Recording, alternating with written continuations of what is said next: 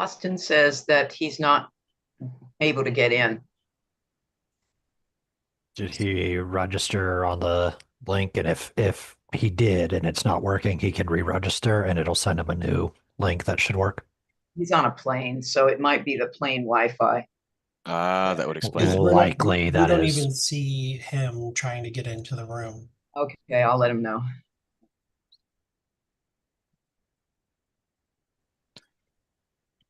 Anyways, Mr. Chair, we are recording and we are live streaming. Okay. I'm going to go ahead and give it another 2 minutes before we start. Everyone be advised, this is all public, so mind your P's and Q's. And Mr. Chair, if you were asking if I could take the room at all when you were in executive session, I finally got Zoom to behave. Okay, and I see you're here now, so that's good. Okay. Thank you, Ms. Harlos. Yeah, sometimes you have to chastise Zoom.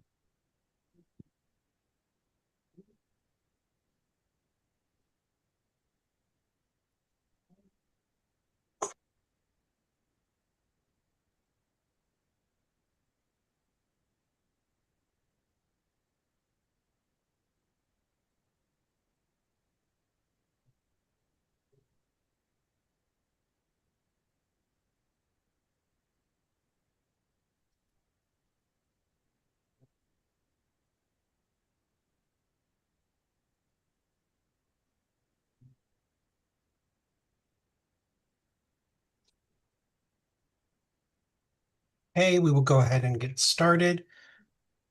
Good evening, everyone. This is Sunday, August 2nd, 2026. This is the Libertarian National Committee. The time is 7:05, and I call this meeting to order. Mr. Secretary, please call the roll.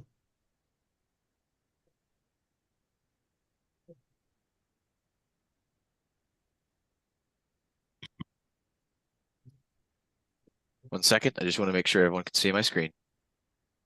We can. Very good. All right. Mr. Koffel. I am present.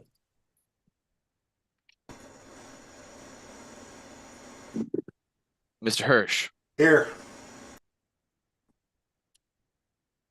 Mr. Danke. Present. Ms. Leatherman. Here.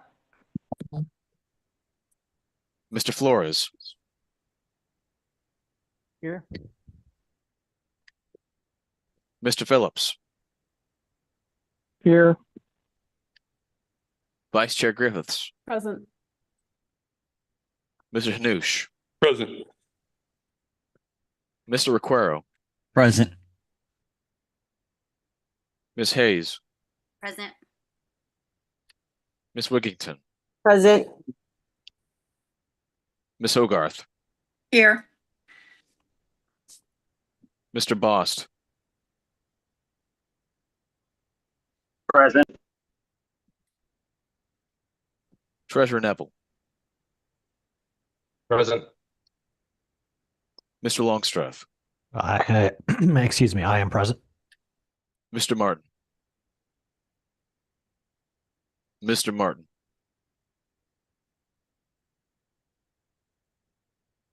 Ms. Fintish. Present.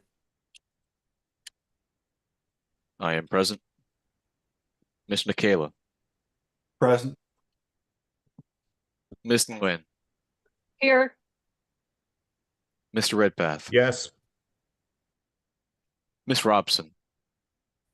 Here. Ms. Englehart. I am here. Mr. Scholl. Present. Mr. Ford. Here. Mr. Thompson. Present. Mr. McMahon. Pardon me, Chair McMahon.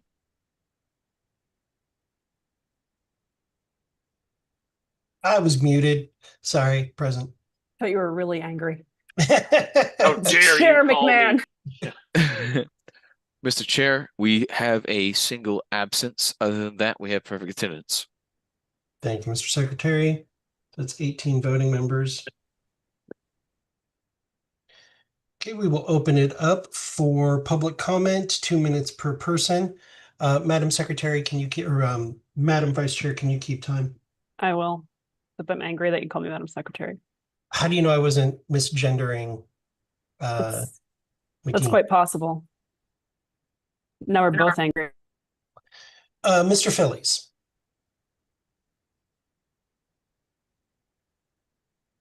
You're muted, Mr. Phillies. Try a different, there we go. There you go.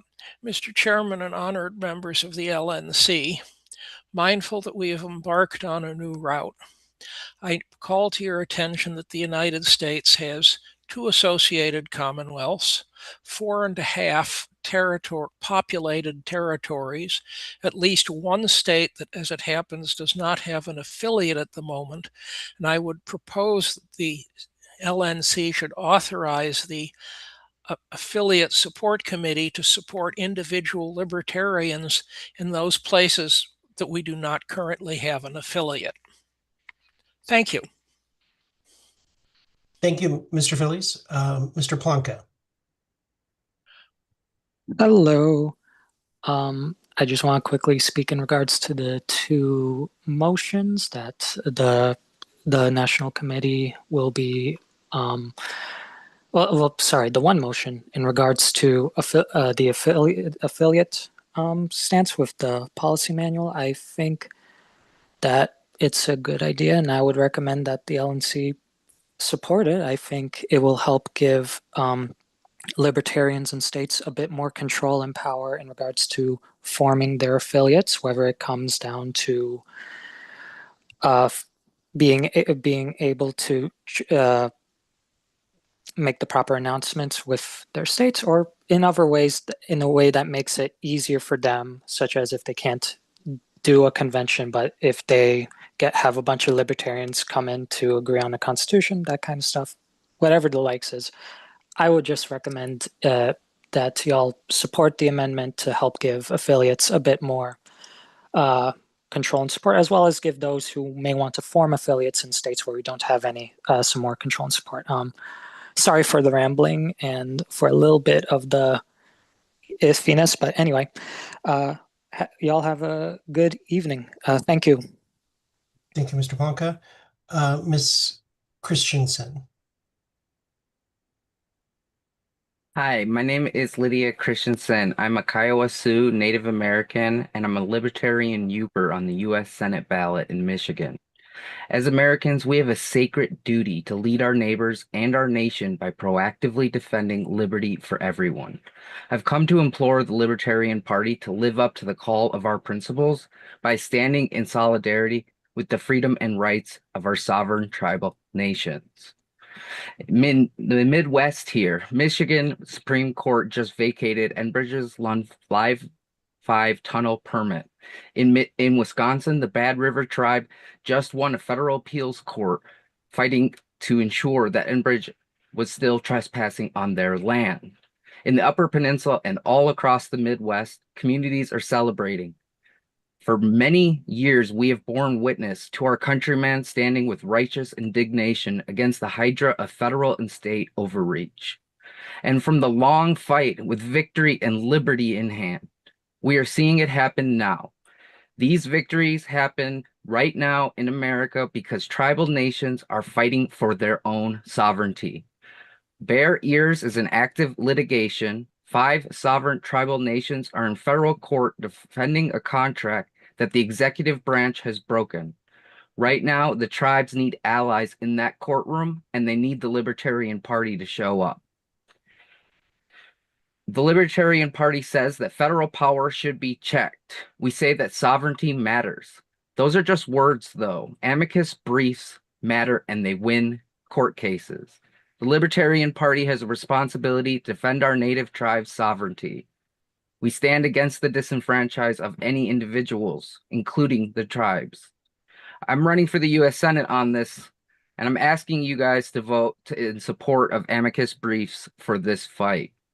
Additionally, I'm in favor of the affiliate formation policy manual amendment, which promotes affiliate autonomy. Thank you. Thank you. Ms. Harlos. Yes, thank you. I wasn't going to comment, but I wanted you to clear up misunderstanding, perhaps even that LNC members may have. The policy manual amendment A does not allow any kind of formation of affiliates without a bylaws or constitution or election of officers, which has to happen at a convention. It just removes some of the details of how the convention is organized. So in that sense, it really has nothing to do with affiliate autonomy or organizing conventions. I mean, organizing an affiliate without bylaws or anything of that. It just simplifies the procedure and doesn't let the LNC get in the way in the middle. And this is what it has been. It was only changed for like 3 years. The language that's being proposed is what it had been, I think, for like a decade. So I think people are reading a lot more into that than is there. Thank you. Thank you, Ms. Harlos. Starchild.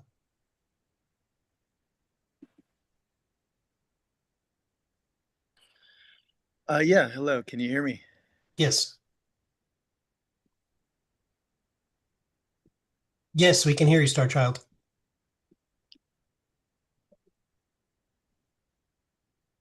Sorry, I'm trying to turn on my my video here. So do we have 2 minutes or is it? 2 minutes. You're already in. Okay. 3 things I wanted to mention, I believe are important for the committee. Transparency, first one. Second one is bottom-up governance, which you could also call participation or engagement. Third one is balancing and messaging. These, in my view, are probably the most important overall things to focus on. Without transparency, there's no accountability. We desperately need this. We need the public to be able to trust us, to see that we're not just conventional politicians, that we're not going to get in power and replicate the mistakes of the Republicans and Democrats. Second one, participation and engagement, decentralization, you could also call it. I think it's really important to build up a farm team of people that have the skills to not just have the party run by a small group of insiders, however committed and well-meaning, because it sets up a pattern for that kind of governance that in the long run will harm the sustainability of our party as a bottom-up libertarian organization. And this, would include things like allowing people to speak freely at meetings, like on each agenda item, there should be opportunity for public comment. The chat should be open for meetings like this one for people to be able to talk to each other in writing while the meeting's going on for those not on the committee. The third one, balance and messaging. We've got a problem, and it predates anything with any particular caucus or the recent issues in the party. This goes back years, decades, I think, stemming in large part from the anti-communism, the need to resist the Soviets back during the Cold War, and it kind of pushed libertarians into an alliance with the right. And our messaging has long appealed more on average to people on the right than to people on the left. And this is not just me saying this. You can go and verify this from surveys of the public and polling and so forth. I think it's pretty well established. So I think it's vital that we not continue to fall into that. And the good news is I don't see, I see people saying things like, oh, well, there's foreign interference on the LNC and stuff forth, but nobody's saying like, well, let's embrace nationalism as a party. I see people complaining about, oh, there's socialists in the party, whatever, but I don't see people saying like, let's make this a right-wing party. So, the fact that they cannot openly say that, I think, is encouraging, that we don't have people openly lobbying for those things. That shows we're not so far down the road that we cannot correct this and make sure that our messaging appeals at least as much to people on the left as to people on the right, so that we can correct this historical imbalance. Because if we don't, it's like we're a small porcupine running between a giant elephant on one hand and a giant donkey on the other. If we go too far to left or right, we'll be trampled. Basically, it's a self-perpetuating trend that means that people will when they come into the party, have some of the baggage from their old party or affiliation, and it will move the party more to that direction. And so the more you lean that way, the further you lean that way, and at some point potentially becomes an irreversible trend. It's time. Star the Child. danger that Thank we're you. trying to avoid. Thank you. All right. Ms. Patrick. Thank you. Good evening. I just want to say thank you to everyone who is here for all of the hard work that you put in as a volunteer, mostly. And obviously, this is not always glamorous work. It is hard work, but it's important work. And for some reason, it's just on my heart today to tell you all that it's so important what we're doing and to keep doing what we're doing and not to get frustrated because we are the way of the future. We have the ideas. We need to be leaps and bounds above the other parties and keep moving ourselves in that direction. So again, thank you so much for everything that you do and have a good night.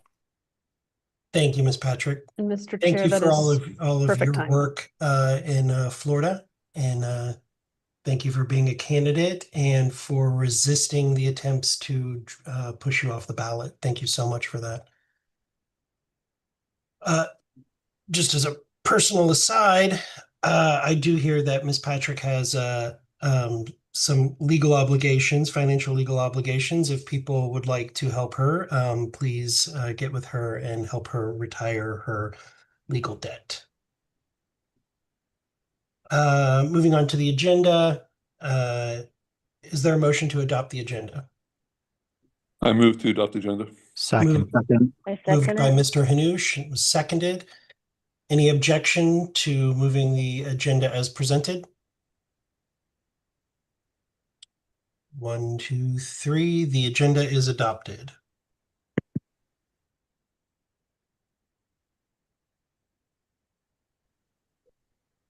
Next on the agenda is the financial report. Treasurer Nebel. Yes, thank you, Mr. Chair. Can you hear me okay? Yes. Great. All right, well, thanks everyone for your time. So let's get started. The close process for July has not yet started, so the verbal report that follows here is mostly based on bank statements. Staff in All-in-One Accounting, our hired accounting firm, will begin their work tomorrow. That said, Hannah Kennedy, our amazing operations director, she was able to provide me with some preliminary data that was very helpful. So thanks to her and her team once again. Cash-wise, July was not a good month. We collected $54,000, which is our lowest collection totals of the year, and dispersed $320,000, which is our highest dispersed totals for the year. Excuse me. Vendor payments were $280,000 of the 320, and so the other 40 was salaries and benefits.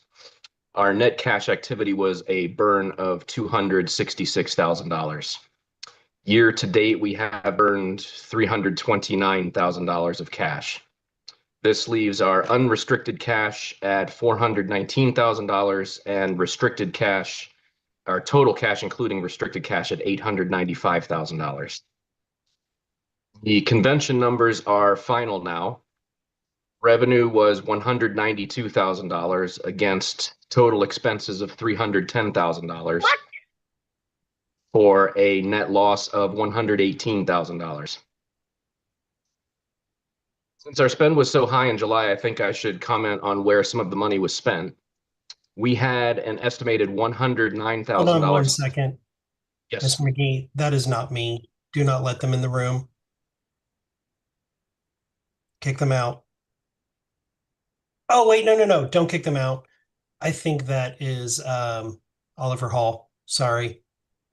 Oliver, is that you? It is. Yes. Never mind. Sorry. Go ahead, Mr. Treasurer. Oliver's a troublemaker. He was using my link to get in.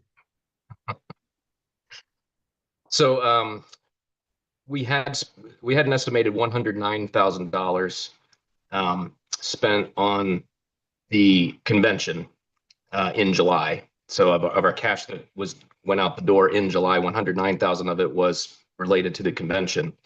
The largest single spend for that was $44,000 on the AV vendor. but also cash dispersed to 3 different hotels in Grand Rapids totals $60,000. Apart from convention, we also had an estimated $60,000 spent on affiliates and other ballot petitioning. I think we all know 33,000 of this went to LP Maryland. We also had $36,000 of fundraising expenses and another 21,000 spent on the LPNM case, legal case. I just want to let everyone know we had a breach of the PNC credit card in July, where roughly $561 was fraudulently spent. This matter has been fully resolved and the bank has refunded all of the money except for $40, and we're going to get that taken care of this week. And a new card has been ordered, so that matter has been fully resolved. So looking forward, there's a very good chance that I'll be able to include the accounting numbers, unlike what I'm doing right now, from staff and all-in-one accounting at the next meeting because of the way that the end of August lines up timing-wise with our monthly meeting that we'll be having in early September. So I invite all the members, email me at treasurer@lp.org or doug.neville@lp.org if you have questions or comments about these numbers. That's everything, Mr. Chair. Thank you. Thank you. Any questions from the board? I've got some statements that I'll make, but any questions from the board? Okay, to reiterate, the 2 largest spends for the month were the convention and petitioning. That was the bulk of that large number that you hear. As you can see in Executive Director Dosbach will report on this. We still have checks coming in. We typically get them the final or the first week of the previous month based off of when those appeals and letters go out. So there's still funds coming in, but the 2 biggest spends dramatically, and we'll talk also about this during the Convention Oversight Committee report, was final convention spending. And I do believe, yeah, all of the convention expenses are now finalized and done. There's no additional convention spending coming, thank goodness. Thank you, Mr. Treasurer, because I didn't see any hands go up for questions for We're the at treasurer. time anyway, so. Okay. Moving on to staff reports, Executive Director Dosbach. Okay. And I just want to start by commenting regarding to the treasurer's report that actually, and your comments, that we actually have just started to get the returns from the fundraising letter. So we've got not just a single week, but we have several weeks likely of returns from that. And we have not started to receive the returns from the long-term lapsed member letter, which just hit the mail. Was mailed out on July 20th. So none of those have come in by mail. We've gotten a few people who read the QR code or the URL and went to the website to donate. We've had few of those, but most of that letter has not come in yet at all. So hopefully that will work well for the coming month. I did want to, before I take questions, I did want to comment on a couple things in my report. With regard to the communications director position, that contract has been signed, and we are pleased to welcome Rob Yates as our new comms director for the LP. We had 26 applications for the position, went through and narrowed it down to 4 people to interview who had the specific kinds of skills we were looking for. And of the 4, we felt that Rob was the best fit for the position. Everybody who applied either received an email. Those who weren't interviewed were notified by email that they were not selected, and the people who interviewed received a phone call. So everybody who applied was contacted before we announced this. Rob's first day officially is tomorrow. I'm sorry. Okay. Aaron. Okay. And let me glance if there's anything else. I can interrupt you, Mr. Dosbach. Yes, I sir. just want to thank Brian Williams for his service as comms director for many years.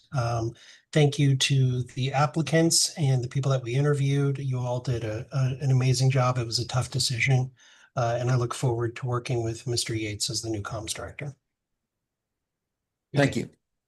I wanted to point out that we discovered a few days ago that I discovered, maybe other people knew it, that when somebody donated, joined, or renewed, they were only getting a receipt from Zoho. They were not getting any kind of thank you letter, a thank you email. That's been fixed.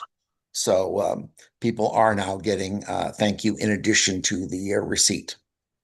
And under ballot access, I do want to call your attention to that. It is almost certain that we've made the ballot in Massachusetts, given the numbers. And sort of a surprise, or a bit of a surprise, the folks in New Hampshire, not associated with the former affiliate, have placed a candidate for, submitted petitions to place a candidate for governor on the ballot. And based on the numbers, they are likely to qualify for that. And I do want to point out that Unified Membership is program is has been working all the tests. So I'm pretty sure we're about with the point where we can start rolling it out to other states. And with that, I will be happy to take any questions. Any questions for Executive Director Dosbach? Mr. Chair. I cannot see who is. Mr. This Boss. is Travis. Mr. Boss, go ahead. Yes, I'm not back. If you'll allow me a moment. I did have a question about the unified memberships. Is there an issue with affiliates on different CRMs or methods of joining? No, there should not be. The way it is set up is there will be a it'll be a link on our website that affiliates can choose to use. If they sign up, then they can point people to it, or we can point them to it within our site. If somebody selects to join unified with the two, it appears whatever the dues are for that state are incorporated. It appears to the person using it as a single transaction, but behind the scenes, it actually is two transactions. So the money for the national goes directly to national.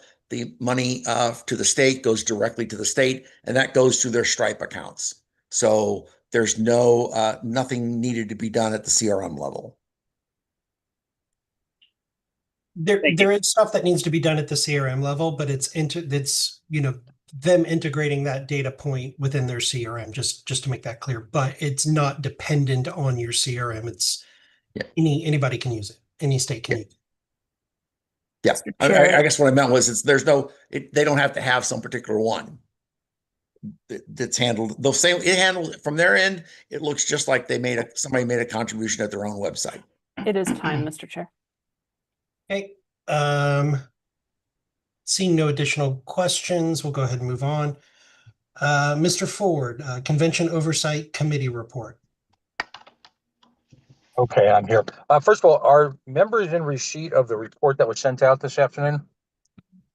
I believe so, yes. It went through the emails, yeah. Okay, great. All right. Let's start out by this. Let's be blunt. First of all, just as a tiny aside, there's approximately $20,000 in additional receivables that will be coming in over the next week or two to partially mitigate what is obviously a catastrophic loss. The report goes into a lot of detail. It's a preliminary report. There are literally a couple of items, additional detail that I've requested on things like the food and beverage breakdown and reservations. A report, if it's possible to get on last minute cancellations. This is obviously very difficult for me, and I appreciate your patience right now. In the report, I talk about a tale of the numbers. And a significant part of this loss is attributable to the low attendance. Now, let me be very clear. I'm the chairman of this committee for the next couple of days. I take full responsibility for that. Regardless of any of the conditions that went into this, this was my job to overcome them, and to provide the best possible convention. And what's frustrating about this, there are people in this room who both financially and physically worked incredibly hard on this. There's a handful of people like Mr. Dar, who may not be in this room, who literally met with me 3, 4, 5 times a week in efforts to do this. But ultimately what it comes down to is, with 619 delegates, and the pre-registration delegates credentialed, according to Mr. Dar, of 852, there's a huge gap there. Again, when politicians say that they take full responsibility, I typically hate that, because what does that really mean? I'm not sure what I can do at this point to make this better, which is incredibly frustrating. We were very optimistic, given the speakers we got, having the additional day, all of that this would be a memorable convention. And in certain ways it was. The debate was heated, a new board was elected, all of that happened. But in reality, we were unable to provide the level of attendance necessary to support a convention of this size. And the frustration, of course, is the numbers were large but not dramatic. An additional 100 to 125 delegates, using a basic conservative estimate of rooms and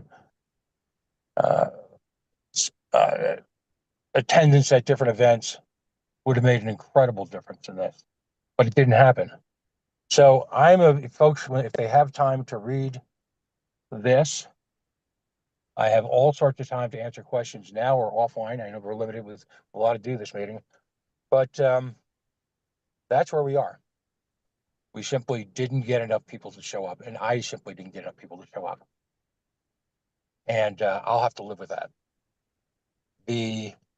I've gone into, in the report, everything from hotel rooms, a conversation, a 4-day convention, delegate participation, a debate over how to handle getting more participation. We sold a significant number of packages and events, given the delegate attendance. We sold 400 and change for a delegate attendance of 619 and a handful of alternates, which wasn't bad. I talk about the mechanics of the package sales, and I put some numbers in there in terms. I mean, in fact, 439 total events were purchased from a pool of about 619 delegates plus alternates. I talk in length about the effort put into selling the training, which was very well received by people who attended, but literally the minimum number of folks who attended.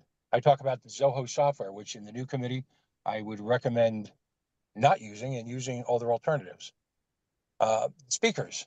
We obviously had a lot of speakers, and there was a relationship between the speakers willing to do breakout sessions and their ability to address the convention. Looking back, I understand that some delegates were very frustrated that the speakers took up too much time. So I talk about that. Sponsorships. The difficulty in approaching 501c 3s and 4s was noted, and very late in the game was adapted for. Mr. Chair, we're at time, but I imagine there would be a motion to extend. Mr. Chair, I'd like to move to extend by 10 minutes on this topic. Yes, you're recognized, Mr. Longstreth. Everybody, please practice, Apologies. Mr. Longstreth moved to extend by 10 minutes. Is there any objection to extending by 10 minutes? Hearing none, time is extended by 10 minutes.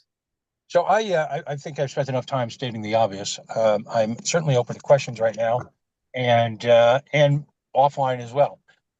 Tricky part about this is that there is information in this report that's confidential. I'll leave it up to the chair to decide what he wants to make public and what he feels appropriate and what isn't. And I can modify, or he can redact as he would like.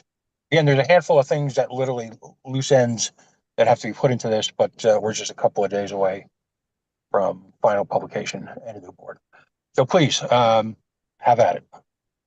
I think there's only one item that actually affects the LNC that's not within the report, and that's outstanding payment from one of the affiliates, which I think will be cleared up. Is there any, Mr. Ford, would you object to making this a final report as opposed to a preliminary report? Only because there's information about food and beverage that I like to incorporate in that, but I operate at the will of the body. Okay. I think we need to move beyond. So is there any objection from the board categorizing the report as the final report? Okay, hearing no objection, I will deem it the final report of the Convention Oversight Committee. Questions, and then I'll have some statements. Mr. Flores and then Mr. Redpath. Mr. Flores. That was actually artifact from the motion to extend time, so I'll lower my hand. Okay, thank you, Mr. Flores. Mr. Redpath. Yes, thank you, Mr. Chair. I would like to thank Pat Ford for the incredibly hard work he put in on this convention. This is not Pat Ford's fault, and it is no individual's fault. This is an institutional problem because we, as a party, are insisting on carrying on midterm conventions, which is an antiquated and expensive practice that needs to cease. I could see this coming from a long way away. But the bylaws require this. This is not any individual's fault or group of people's fault. We need some introspection about how we are going to move forward in the future with future conventions. I think we'd be far better off with one kick-ass convention every 4 years, because I'm afraid we're going to be looking at quadrennial problems like this going forward indefinitely to the future. The R's don't do it, the D's don't do it. Why does an organization that has trouble raising $1 million a year currently continue to indulge in such an expensive and unneeded practice as midterm conventions? Thank you. Thank you, Mr. Redpath. Mr. Recurrio. Thank you, Mr. Chair. Just quick question. Mr. Ford would not be prohibited from continuing to send us information, right? Even though we've adopted a final report, we can still receive more information. Correct. There can be updates to it as other things may come to an end. But I think the biggest thing is there's just one outstanding payment left, which I'll just say is $1,000. So it's not that's not going to change the outcome of the report. But we need to get the next convention committee rolling because we have to finalize that contract and move forward with all of the things required for that. So, any other questions for Mr. Ford? Ms. Robson. I just wanted clarification because I may have just totally misread and misheard, but I thought it was something more along the lines of $20,000 that Mr. Ford had mentioned. Did I totally just mishear that? And yes and no. The bulk of that money doesn't actually go to us. So in a typical convention, there is a nonprofit organization that is set up that handles the vendors and sponsorships because we can't accept those organizations. 501c3s can't send people to speak at our conventions or to table at our events as a political party. So it's done through a other organization that can do that. Then those areas would be billed to that organization because that organization also can't give us money. This is how a lot of the R's and D's do it. Unfortunately, that organization wasn't set up until the contracts were all finalized. And it wasn't known that it was needed until it was too late. So some of that payment is going to them, which will hopefully be used to offset 2028 expenses. But unfortunately, it can't go to us or pay down the current bill. Thank you for the clarification. So the only outstanding payment to us is $1,000 from an affiliate. Ms. Fintish. Thank you. Mr. Chair, would you be able to remind those of us who were not on the LNC beforehand who all the members of the Convention Support Committee were and what their names are?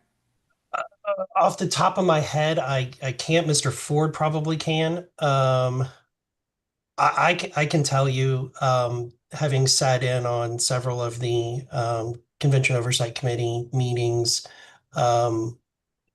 as an ex officio, very few people who were actually on the committee actually attended the meetings. It was a lot of Pat Ford, Mr. McGee, Paul Darr, who was also ex officio, and then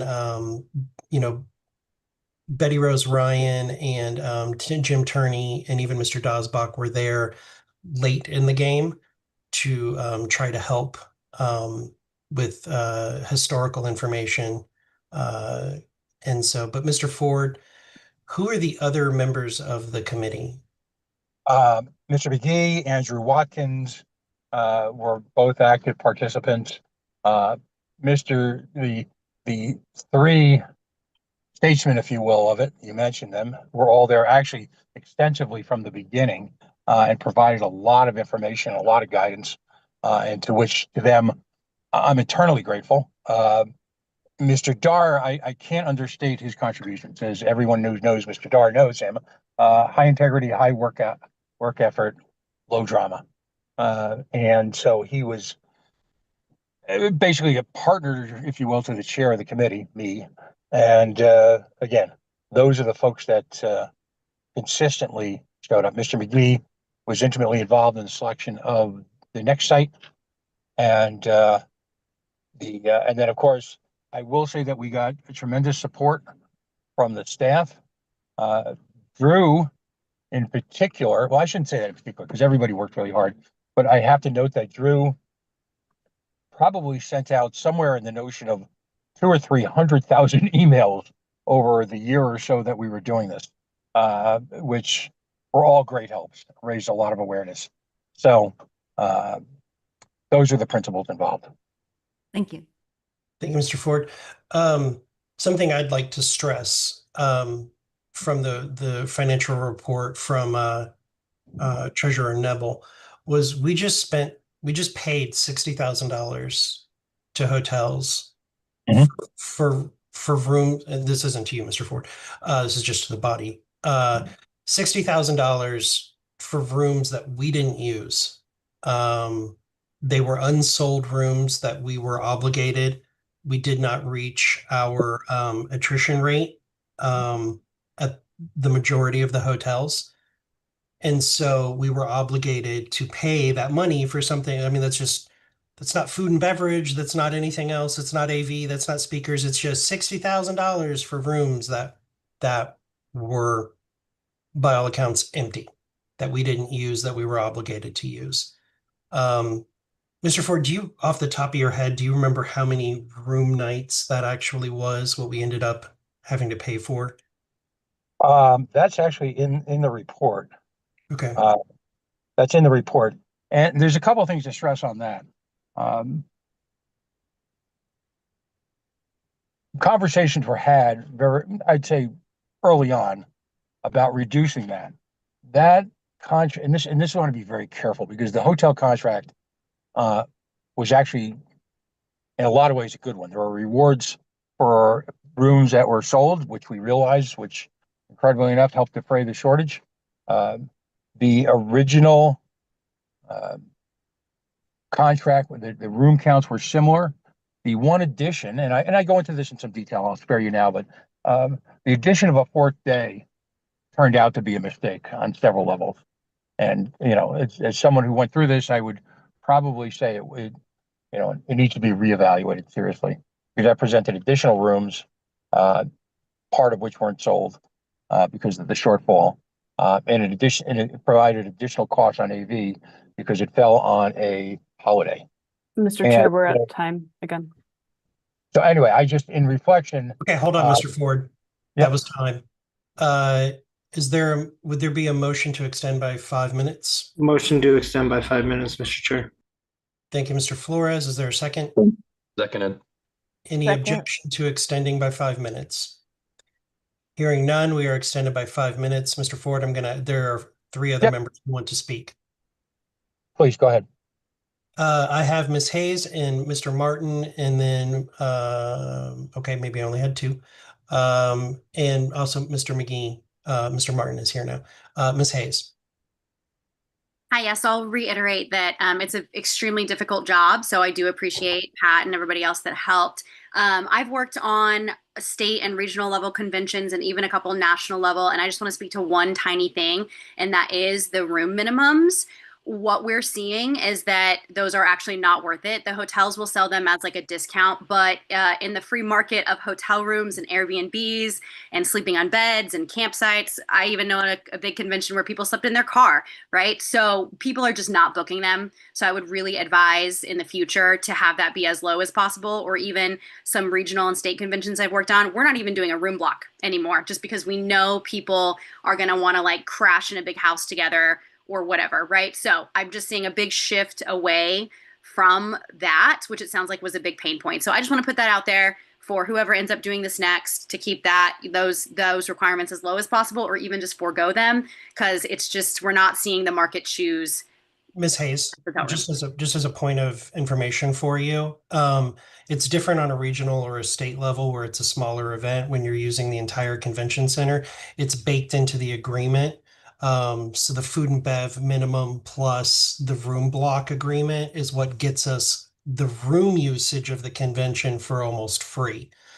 So it's baked into it. It would actually probably, outside of this scenario where there was an extra hotel or 2 that we ended up not using, that typically it would cost us more to not have the room block because we'd be paying for the entire convention site as well. So that's just information. I definitely get that, but even like big conventions, like some that just maybe just happened in Vegas, even they're getting away from this because again, there are so many options in these big popular cities that are doing these. So yeah, just like I said, just as low as possible. I get it, and the hotel has a vested interest in telling you that it's a deal, right? But I don't know, we've completely foregone it. But yeah, different on size for sure. Thank you, Mr. Martin. Oh, can I just briefly respond?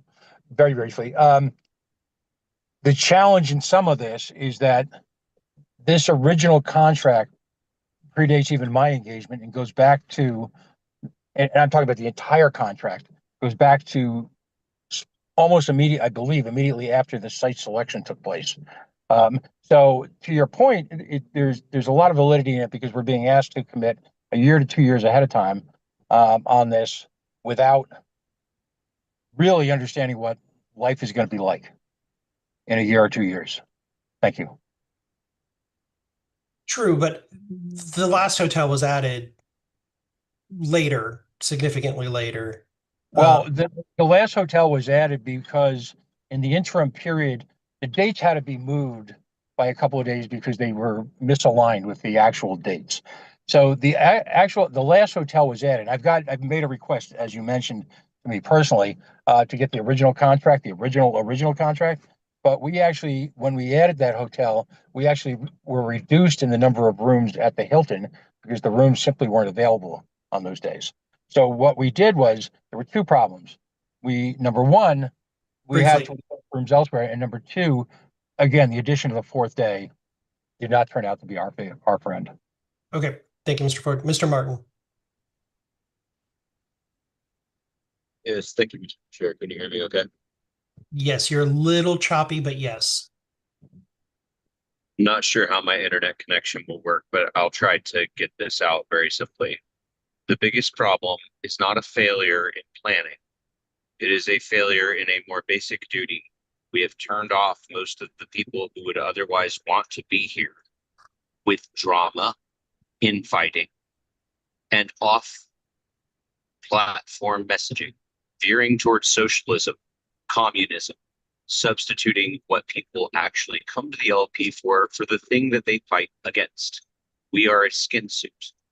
We are currently captured by the interests that we fight against, and people are burnt out because they don't want to be in dysfunctional, divorce politicking fights where we're suing former chairs over political bullshit that we know is not meritorious and entirely motivated by factionalism, not finances, not the health of the organization. And it's not just suing McCardle. You people are horrible. Hey, horrible to deal Mr. with. Chair, we're at time. Mr. Martin, No, it's come my to time. order. Mr. Chair, I have the Come floor, to and you are order, going Mr. to Martin. respect the rules of this Mr. body. Martin, you are going will to not respect make the rules of statements this body, about the sir. rest of the board. Mr. Martin, you I will can come make to whatever order. statement about the board I please in a meeting, Mr. Mr. Chair. Chair, Get we're a time. Mr. grip. Martin, you will come to Get order. a grip. You will You come will to come to order. order. Mr. Chair, I move You to will come to eject order. Mr. Martin from the meeting for I breaking. asked the body. Go for How it. we mute Mr. Martin. Second. Second. Mr. Martin, if you cannot contain yourself, So you will my opinion, be muted. Please mute Mr. Martin, my Mr. content Secretary. is the problem. Thank you.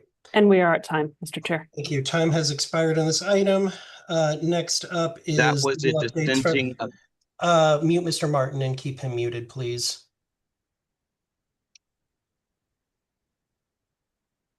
Is there a motion to go into Go ahead executive and to meet with Mr. Hall? If you unmute yourself and So interrupt moved. this meeting again, you And will I be wanted removed to from the share. meeting. He just did.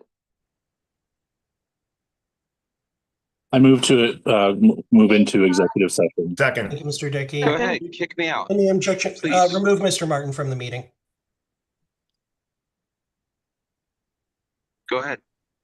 Actually, no, don't remove him yet. Hold, please. We will go to a vote. Mr. Secretary, before we go to that, as a point of order, shall the member be removed from the meeting for continued disruption? Move to a roll call vote. For having an opinion you don't like, Mr. Chair, that's what it's for. Violating decorum, Mr. Martin. Stating the board is horrible people is violating decorum. You are in breach of the policy manual behavior standards, and you will be silent. According to whom?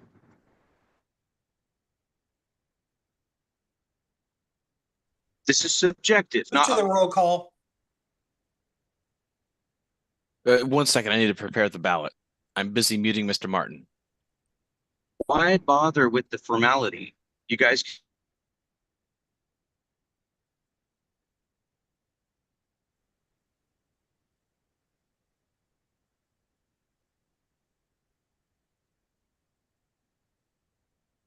This is a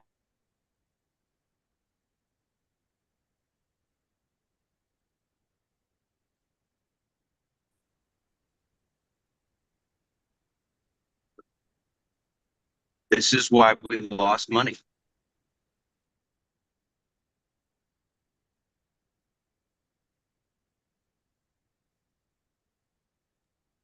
Right now, you're costing the LP money. All right, Mr. Koffel. Aye.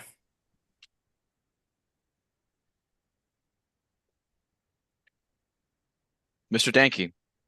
Yes, please. Mr. Flores.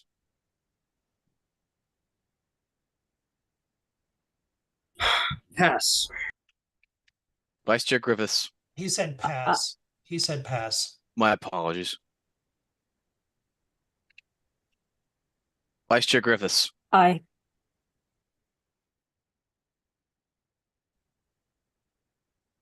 Mr. Noosh. Yes. Ms. Hayes. I just want to abstain on this. That seems so good. You guys have been waiting for this a long time. Ms. Hogarth. Yes. Treasurer Nebel. Yes. Mr. Longstreth. I'm going to pass for now. Mr. Martin.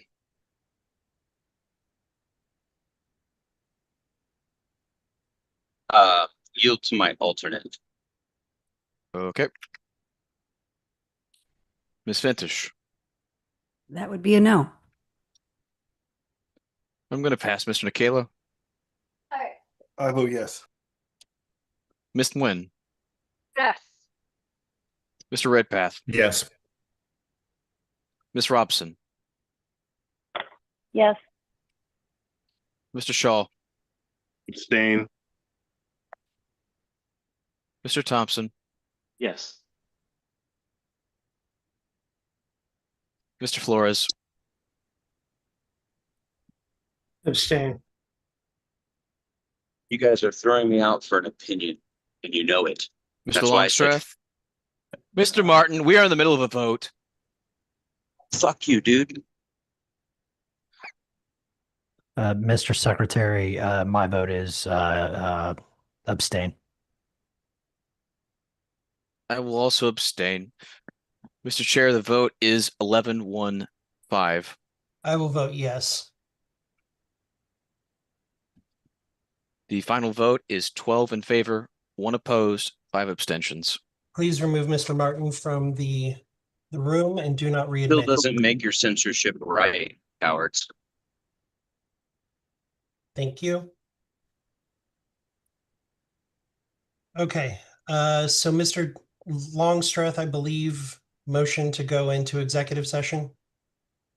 Will say yes. I'm not sure if I did or if I was the first one heard, but yes, it's so moved. It was moved and seconded. Second. Any objection to moving into executive session for legal updates? Here, it's for 30 minutes according to the agenda. We will move into executive session. Mr. Secretary, if you can pass the controls to Ms. Harlos after you have set up the meeting. Or the Will break. do.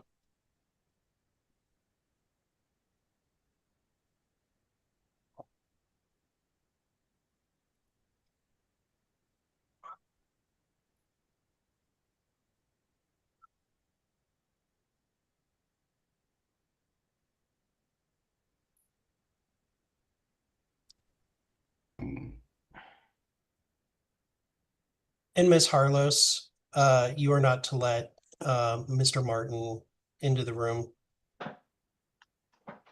Certainly, Mr. Chair.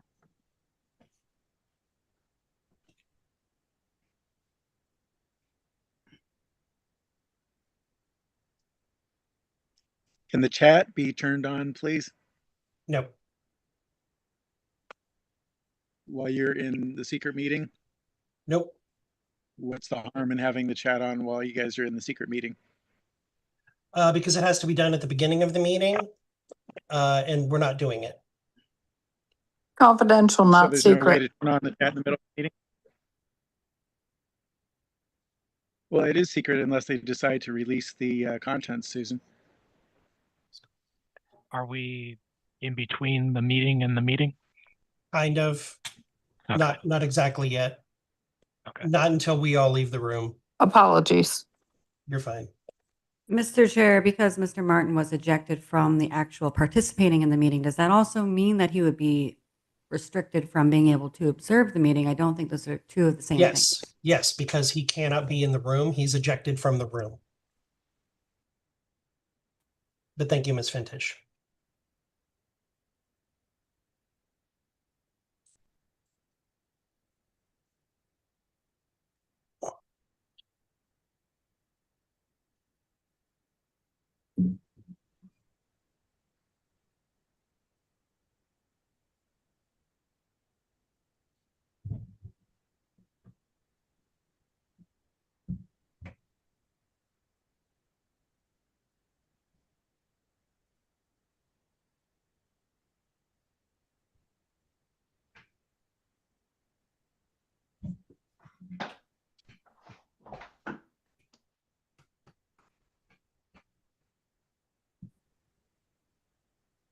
Pretty Mr. sure I was McGee. not meant to get an invite to the executive Yeah. session. So I will.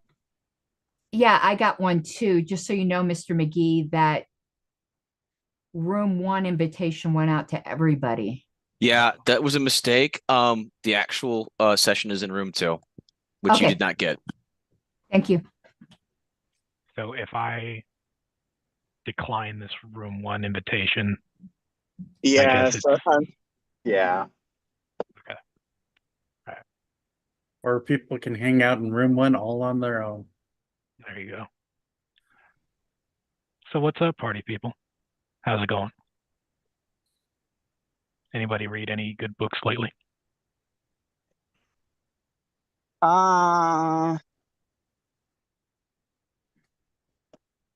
Just philosophy shit. Nothing too out of the ordinary for LP people. There you go. I more or less finished a novel. Writing or reading? Writing. Oh, It will nice. be a new Telsey Emberden. The name may not mean anything to many of you, science fiction novel. I also read The League of Dangerous Young Ladies, which is a sort of Sherlock Holmes pastiche, though Holmes barely shows up. The best introduction to this, though this is not from the novel, is Mr. Holmes, I need to introduce myself. My name is Rose. Rose Moriarty. I believe you knew my father before you threw him off the Reichenbach Falls. And to that point, Miss Harlow, could you move me into room 2? Oh, okay. Let me see if I could figure Please that move out him here. off of the Reichenbach Falls. I don't Oh, see the bad. rooms. I don't think you made me co-host yet. I definitely did. Oh, Yeah, let me you see. are definitely co-host. Okay, I don't see the rooms. That is interesting. Oh, breakout rooms. Okay, they moved something around. Let me see if I can move you 1 second here. I'm looking for you on the list. You're not showing up on my LNC secretary? If he's not on the list, he can't get in. Oh, well, that's gonna be fun. I do not see you on my list. I call shenanigans. Like, see, it's a conspiracy. Austin Martin was right. I totally do not see you on this list.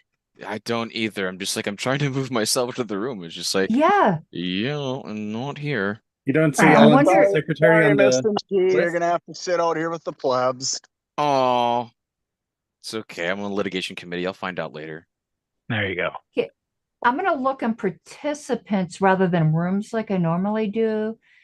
Well, I see you on participants, and it could be because you're the host. You don't show up on the list. That's bizarre. That could be it. I bet you if you weren't host, you'd show up on that list.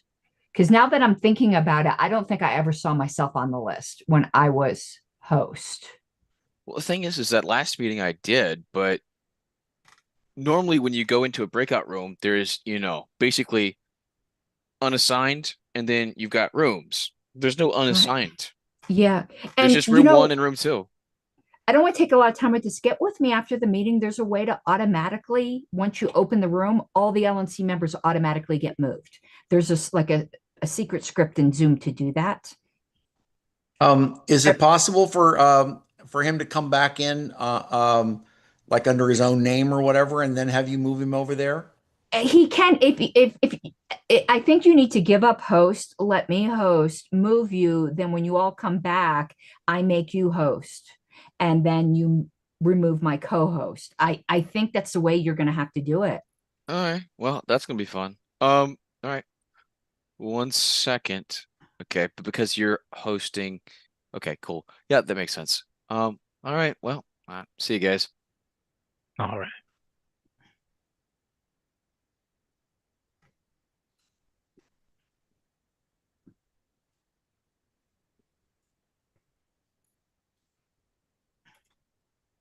Well, since we're meeting in between meetings, for everyone here, if you would like to support a fantastic affiliate of LP National, we are Arizona, and azlp.org/donate.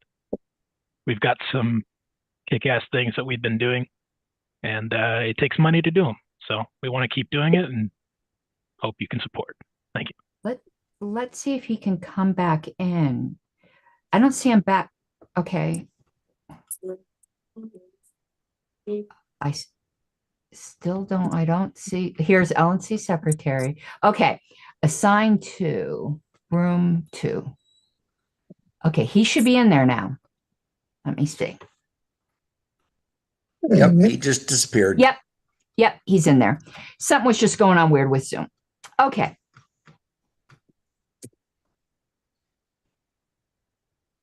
I'm not going to assume the room Gestapo position unless a bunch of people start talking over each other.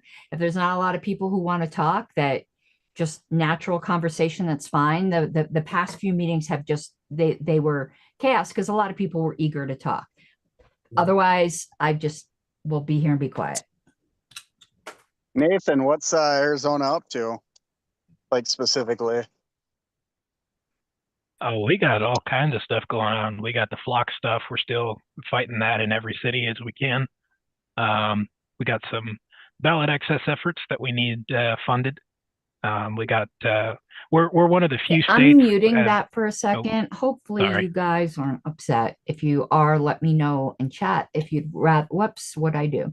If you'd rather hear the chat. Why is it doing that? Not showing. Let me just go back with that. Let me know if it's not showing the room.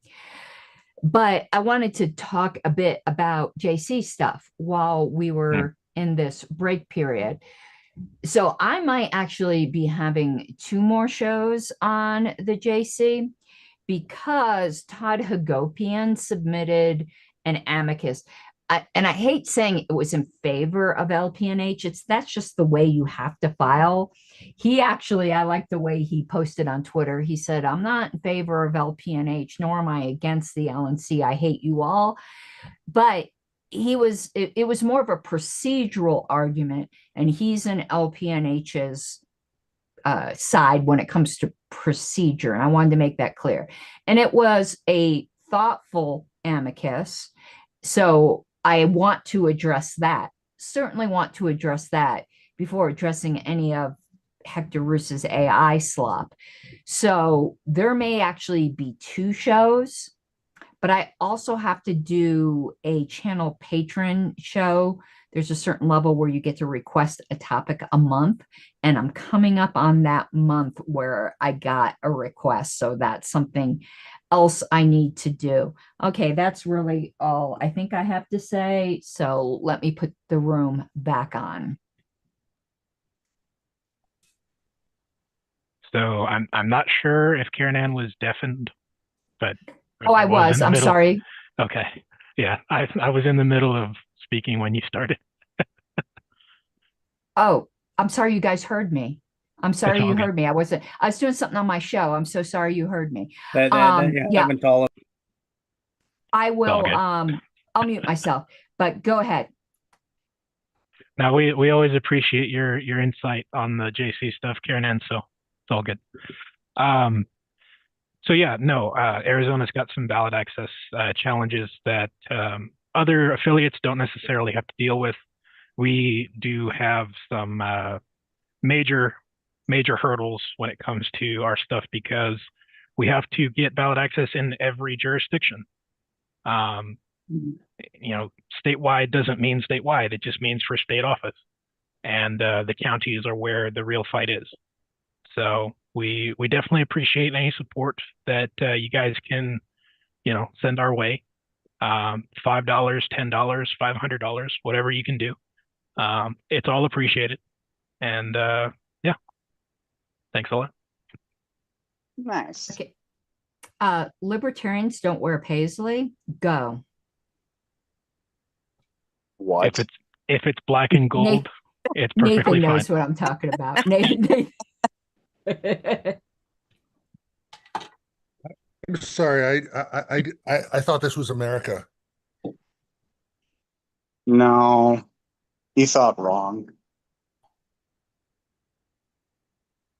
Just not America in the 60s. So listen, I don't listen to fashionists.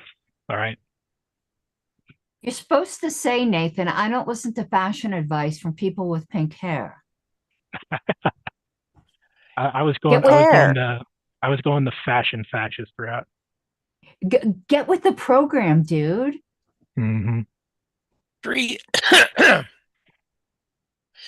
cheers for Rachel Blackfire and crew, who appear to have collected enough signatures to put Mr. Vallee on the ballot for governor of New Hampshire.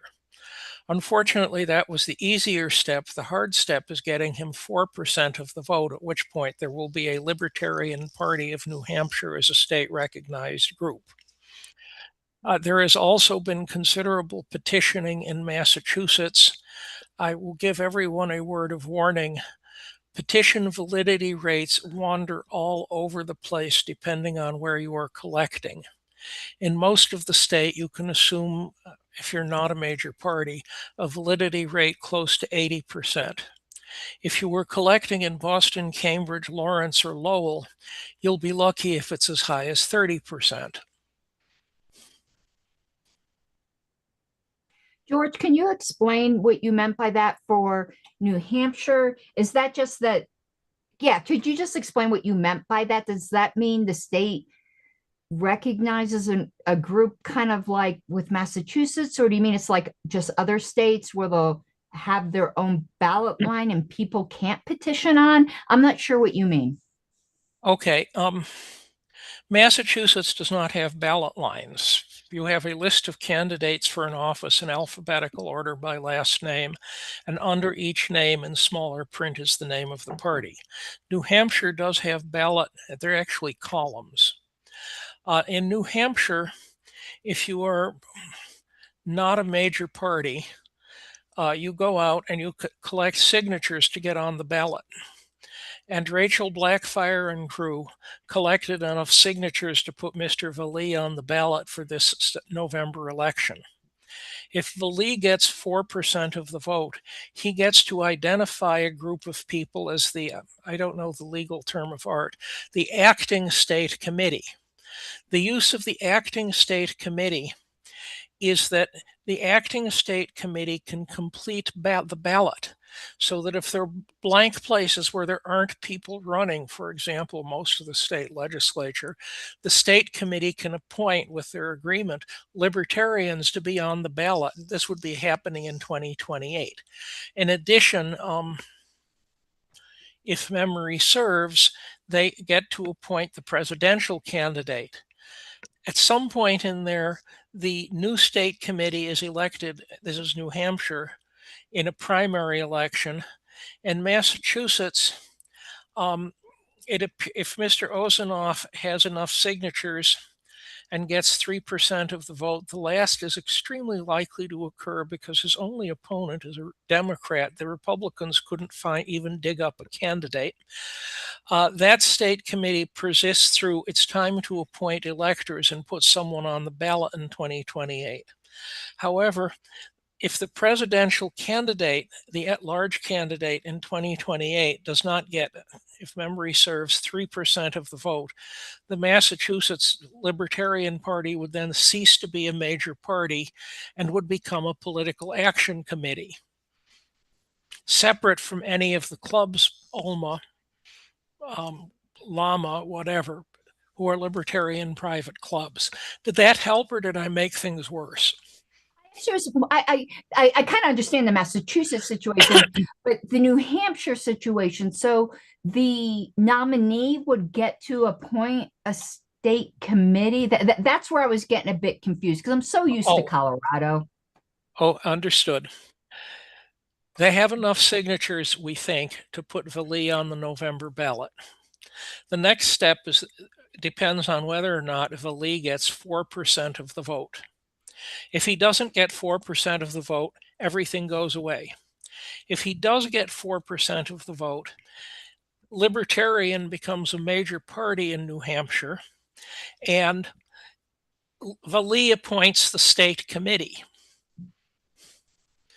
that will serve until the next election of state committees, which will happen in 2030, if memory serves. I think it's simultaneous with their presidential primary, but don't hold me to that because I'm not positive whether that's true or not. So it's kind of similar to Massachusetts in a way. Correct. Okay. That's what I was trying to get, because I don't think that has ever happened when I had been on the LNC. So this is something completely new to me, and it's so different than so many other states. Like Massachusetts was the outlier. I think I kind of sort of understand. Thank you. It's been a long. time since New Hampshire got major party status. They had a series of efforts, and they made a decision as to who they wanted to run for governor. And the decision, from my point of view, was not the ideal decision. But hey, they're the people running their state association. They get to decide. Thank you.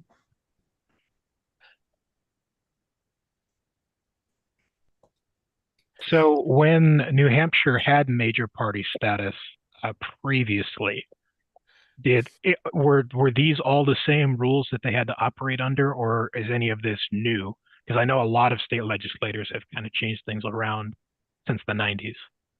At some point, the percentage of the vote that you needed, that Valley would need to get major party status, was increased from 3% to 4%. But that's the only change.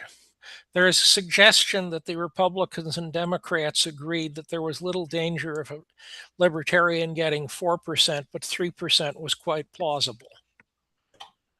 The only change in Massachusetts goes back close to 20 years. It used to be that if you were a minor party, or what the rest of the world would call a minor party, you only needed half as many petition signatures as you would if you were a major party. And then someone ran against a prominent, or not that prominent, Democrat and actually missed getting on the ballot.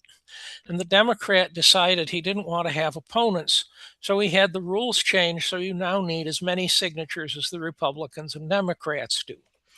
This isn't quite as bad as it sounds, because in Massachusetts, if you're a minor party, any registered voter can sign your petition. If you're a major party, only members of your party, there are very few libertarian people who fit that description, and unenrolled independent voters, which is now close to half the electorate, can sign your petition. Alas, independent voters are not interested in politics and refuse to sign petitions. Yeah, Arizona's under that stringent rule set as well, where pretty much anything to do with petitioning, we have to get our own party and independents, and many of the same challenges are presented here. Plus, we have very hot summers, so it limits what we can do and when we can do it. What fraction of your electorate is independent? They've overtaken both major parties at this point, so they're over 1/3. In Massachusetts, they're over half. The Democrats are 1/3. The Republicans were last seen approaching 8%. Yes, Arizona is very much a swing state, and so it's highly contested.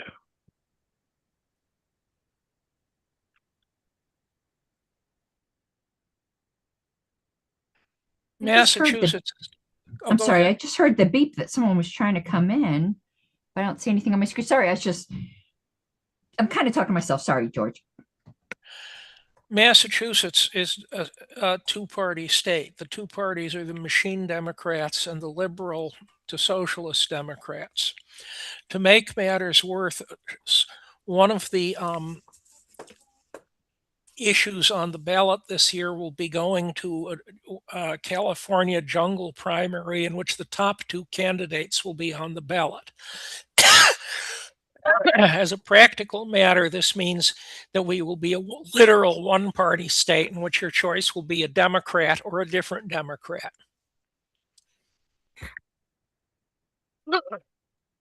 I know Karen Ann has done a few shows on ranked choice voting and what a poison pill looks like with that system, and Top X is definitely one of those. It is unfortunate that they end up being packaged together by a multitude of people, and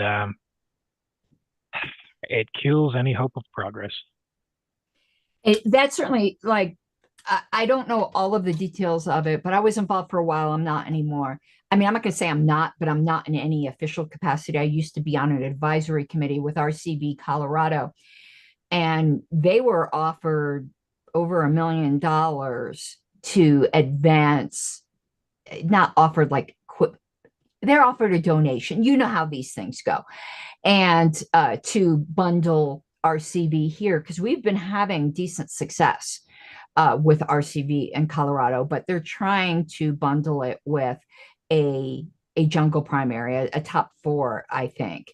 And those of you who may be following Colorado, where there's an absolutely insane Republican nominee for governor who did phone exorcisms and said he killed somebody at 7, it's age 7, and then when asked how many people he killed as an adult, he asked the reporter, does that really matter? And the reporter was like, yeah, I think that matters. It's certainly entertaining here, but the quote unquote mainstream Republican that he defeated, Barbara Kirkmeyer, tried to kill third parties in Colorado. So even though I certainly don't want the state to be run by Victor Marx, I do have some schadenfreude against Barbara Kirkmeyer losing to such a nut, because our ballot access would have been absolutely killed in Colorado. She was merciless in that regard. So just in case you all, Colorado politics right now are really, really interesting, particularly with DSA persons advancing to the primary. Pray for us. I'm certainly concerned with the DSA's activities across all parties, including the Libertarian Party. We have a very vocal DSA advocate in the national Discord now, and it makes me very uncomfortable that they're allowed to continue to be there. Right, Evan or somebody. So I don't do any of that stuff anymore. I decided limiting social media channels is good for health. Not to eliminate it entirely, but I just stick to Twitter. I don't do any of the Discord or any of that. But that is concerning if that's the case, Nathan. And I would draw it to the attention of party officers. Well, party officers have engaged with this person, and it's been a thing. I hate Discord. Yeah. Nathan, I would concur, and it's unfortunate because this isn't all party officers, and I'm not even going to name names, but there are some party officers that definitely seem to be condoning this individual's involvement, and it's not ideal. There's also Michigan just elected a senator candidate that's kind of concerning as well for the LP. Well, I've heard much the same for Oregon. So I think that the health of the affiliates right now is in dire straits, and you know, when the affiliates are weak, national needs to be strong. When national's weak, the affiliates need to be strong, and it's a very hard situation when both are at the same time, weak or strong. So I think that we need we do need something. I will say, as the current owner of the National Discord server, all of that is surprising to me, considering no one has actually contacted me at all. So, you know, it would always be good to point out things and talk to people if you actually have a concern, considering you know me and I'm highly accessible to talk to. Thank you. I was unaware that you were the one in charge of that at this point. I only know the moderators, and the moderators have been, let's say, lackadaisical about this. So, Mr. Dar, I apologize. I probably could have brought it to your attention, but I figure you got enough on your plate being vice chair of Texas that. Yeah, I'm kind of the unwilling owner of that server still, because they kind of told me to still do it. They didn't ask me. They just told me to stay in charge of it. So I was really happy to, you know, pass that off at some point. But no, go ahead. If something does concern you on there, bring it to my actual attention so that I can bring it to the moderators there. I don't actually I give them the rules and then ask them to apply it, but it's always if you feel something needs to be elevated, please elevate it to me. I am not actively on there for every conversation, so I might have missed what you guys are concerned about. So I'd be happy to have that help. Hi, Kitty. I just wanted to quick say I don't appreciate you guys calling me a socialist. I am a libertarian that has very progressive policies, but I'm not a socialist. You, with respect, you described yourself as a libertarian socialist. And not only that, I never said I was a libertarian socialist. I said I was a progressive libertarian. not only that, you directly stated that you were a DSA advocate. When did I state that? Okay, now we're Because going to you go guys saw to a now. picture of 12 Excuse years me, ago? excuse me. Now we are going to go to hands. So you all can continue the conversation, but please raise hands and I'll recognize so we can do this without talking over each other. Mr. Phillies.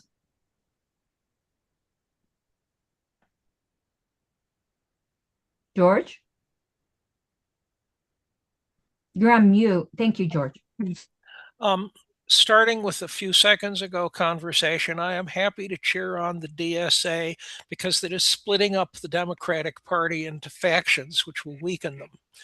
With respect to weak state affiliates, a weak affiliate in Massachusetts would be real progress relative to what we currently have. There are sort of two groups. The Llama group, what was after the disagreement a few national conventions ago, has walked away completely from the National Party and is associated with the Liberal Party, Liberal USA Party, but is not doing anything. OMA, the Unified Libertarians of Massachusetts, our affiliate, is opposed to running candidates as far as I could get out of them. And neither group does anything complicated like publishing a newsletter. But that's where we are. Mr. D'Orazio? Due respect to Mr. Phillies, but I don't agree with him on the DSA. Much like the MAGA movement in the Republican Party, they're dragging the Democrats to the edge. They're not splitting the party; they're galvanizing them farther left. Much like the MAGA Republicans galvanized the Republicans farther right. It's a loss of centrists. And yes, both parties are shrinking because of these movements, but they're not shrinking enough. I can't cheer on an ideology that's likely to make gains in November that is directly opposed to libertarianism. Nathan? Yeah, I have to I have to wholeheartedly agree with Mr. D'Orazio. I don't want to sound McCarthy-esque, but when somebody walks in the door and says, I'm a communist, and basically advocates for communism, socialism, then it's a major detriment to the political sphere as a whole, especially when they've become very popular. We have seen the rise in this ideology in New York, right? Mamdani and various other Democratic candidates, and not just Democrats. I mean, the DSA has long been around in various forms with different factions within itself, right? And the fact that they're getting organized and the fact that they're actually taking positions, I'd just like to point out that this is happening whereas libertarians are not taking these same positions. And so the fight for liberty and against this hellish ideology, we're losing. And I don't want to cheer that at all. Thank you. I had my hand up. I'm going to be agreeing with pretty much everyone here. As a state in which DSA candidates have got ballots, I can tell you Colorado is turning into a hellhole from those kinds of policies. So we might like watching politics from the side and kind of view it as a spectator sport where real people are not getting hurt. If I weren't the age I were with an established career, myself and Wayne, we would be hightailing it out of Colorado. It is turning absolutely unlivable here. because of those types of policies. We would be looking at Wyoming, and who knows how long it is till it's there. So I do enjoy seeing both of the uniparties have their squabbles. I have to remember that there are real people getting really screwed up over these things. So thank you, Mr. Phillies. Returning first to what Karen Ann just said, I would be interested in knowing what policies were being adopted in Colorado that are particularly misfortunate. With respect to progressives, I will remind people, some of you must have read Hayek's book, The Road to Serfdom, in which Hayek comments, however, that a reasonable government that he would view as, I guess, classical liberal, ensures that people have a decent minimum of clothing, food, shelter, and at least a modicum of medical care. The last of those is extremely radical if you know something about how medical care worked in England during World War II when the book was written. Nonetheless, I am somewhat more optimistic that party divisions weaken parties rather than strengthen them. So what, Karen Ann, is going on in Colorado? So I wasn't prepared to like have a complete list here, but I will give you some examples. So it's the regulations that are being placed on businesses. So if you just look at Denver, there are businesses that have been just absolute anchors in Colorado, particularly restaurants that are closing, and that should be super alarming. I love urban areas, so I'm not one of those people that were put in a breakout room, Karen. I think there's a couple people still there who may not know how to get back to this room. Can you take care of that? I cannot host this room, so I can send an interrupting somebody. Please don't. But let me send a broadcast message so that anyone who is in that room, because McGee made let me do a broadcast message here. Anyone, whoops, it's not letting me type. Yeah, it's like these technical glitches come up that interfere with participation and transparency, and then nobody does anything about them. Nobody knew about it, and it could have waited in line. Thank you. Anyone in room, let me type this, and then I'll continue answering George's question. Anyone in room 1 that is in error, please join the main room or leave and come back. That's about all I can do. That's going to interrupt their executive session as well. So once they come back, I'm going to say this was at request. Okay. So to continuing answer George's question, so there's a lot of very anti-business policies that you could just see starting to bloom. Then there are things like they are, I don't think this has passed yet, but this is the type of things. There's a proposition to ban all hunting in Colorado, which kills our tourism. And anyone knows that, I don't care how anyone feels about animal rights and things like that. It culls our herds and things like that. I'm not a hunter. I could never shoot an animal in my life. But now with the hunting, they're not allowing these like cottage industry, again, maybe I shouldn't say not allowed. I know this was proposed. I don't know if it yet passed, to use fur scraps to make like coats and things like that. It's just crazy regulations. They keep pushing for socialized medicine. We have now the mandatory family leave that drives small businesses out. They're constantly pushing more and more gun regulations. Another one's coming into effect, I think, on August 4th. So it's those sorts of policies, and our cost of living. So there's a lot of taxation too. And oh my God, it's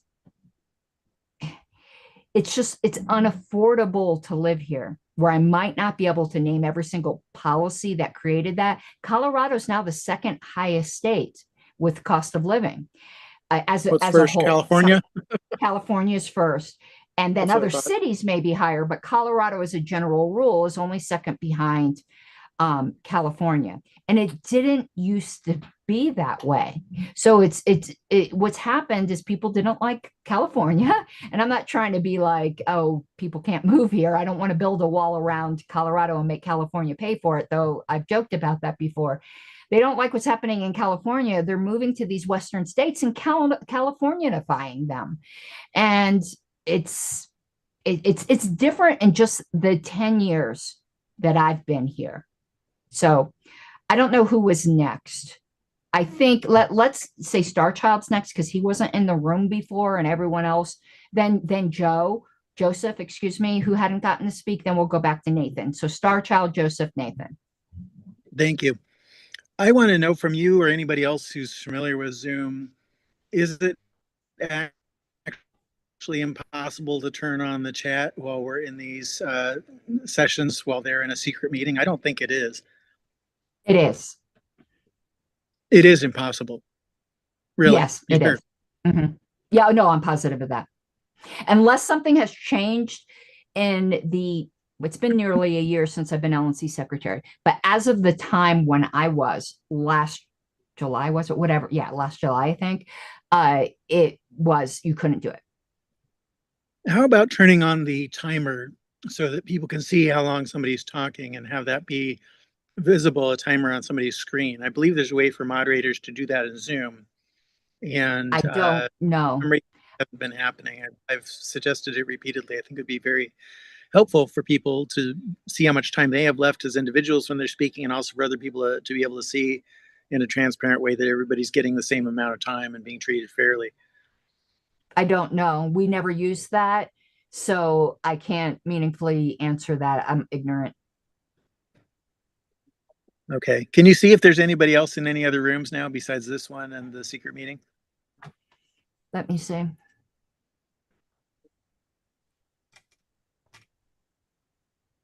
Unassigned, David Fight. He's in this room. I see him Okay. here. Yeah, there was something going on with Zoom, so I don't think that's reliable. So I honestly don't know. I sent the broadcast message, and if anyone doesn't see other people, they could log out and come back in. That's really all I can do. Okay, because I did try rejoining before, and it put me back in that same room, which obviously wasn't helpful. There's something. Next time I did it. I'm sorry. There's something really going on with Zoom tonight. I couldn't join the meeting at first. I had to uninstall it and reinstall it. I think Zoom's a bit glitchy tonight. It had some glitches that Mr. McGee had as well, where he had to leave and rejoin. I see. Joseph? Jay? Yeah, I gotta get.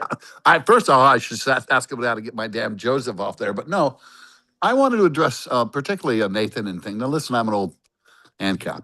I'm in Michigan, and I was there when Lydia was nominated to be our Senate rep. I abstained, to be honest. Our choices were an outright racist, okay, an outright white nationalist, to vote no in order to support the Republicans or Lydia. Now, I see Lydia coming from a lot farther left than I am, to be honest, a lot farther left. I'm an old ANCAP. So I didn't vote for her. But when you go to her website, there is one bullet item down, but a little bit like Anthony Hudson has his immigration thing tucked in there. Lydia does have a plank where she supports Medicaid for all. I don't support that. Everything else on her website is good. It's better than I expected to be, Lydia, to be honest with you. I'm not sure if you believe it all. I hope you do. But from the standpoint of the presentation you're making for other libertarians, you're a left libertarian. You're probably more progressive than most of us really would prefer. But I would prefer you to the other two, even though I didn't vote for you. I'll vote for you on this. I'll vote for you when your name's on the ballot. I'll sure as hell pull the libertarian ticket. So Jay, just for the record, my comments weren't really directed at Lydia Christensen. Yeah. I didn't realize that I didn't think they were either. Yeah. No, I didn't realize that she was the one that unmuted. It was actually directed towards Christian Robinson of Montana, who has directly stated that they are a member of the DSA and a libertarian socialist. And Yeah. there has been legitimate arguments where personal viewpoints were expressed, and of those personal viewpoints was an unbelief in personal and private property. And so I see Christian has his hand up now if he wants to respond, but I think we're going in order. So I don't know And what let Fernand me, wants to do. yeah, I mean, let me finish what I was saying because you did interrupt, and that's good. Oh, But sorry. no, it's all right because I did not think you were talking about Lydia. It's just because I just didn't think you were. I didn't know who you were talking about. And I understand some people's concerns. So if you are concerned, go to her website. Okay, look at her website, and then decide from there. In the meantime, so and I'll thank you. Okay. Christian hasn't spoken, so Christian and then George and then myself. No. No, I was just gonna say, when what Jay said about Lydia's Medicaid for all message, and I mean it didn't seem too like anti, libertarian or anything to me, because all it is just to summarize it, kind of makes it into like if I understood it correctly, like an opt-in system instead of being forced onto people while hijacking popular Medicaid for all messaging. And then in response to Nathan, a lot of times I'll go to, talk about certain, you know, philosophical standpoints, but if I'm too many times libertarians will kind of misconstrued what people are like saying. If I'm starting a conversation on the basis of, a state or within a stateless society, and not like, trying to limit the government as, within the system as it is right now, then obviously people are going to have different viewpoints of how anarchy would work. But I did shift my position to, firmly believe that anarchy is impossible.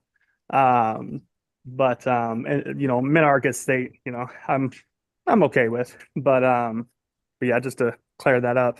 Or clear that up, Nathan, because I did try to use the libertarian socialist title before, and I did participate within the DSA to kind of understand the left anarchist views, but I did realize that it seems like both the extreme right and the extreme left of anarchism are kind of batshit.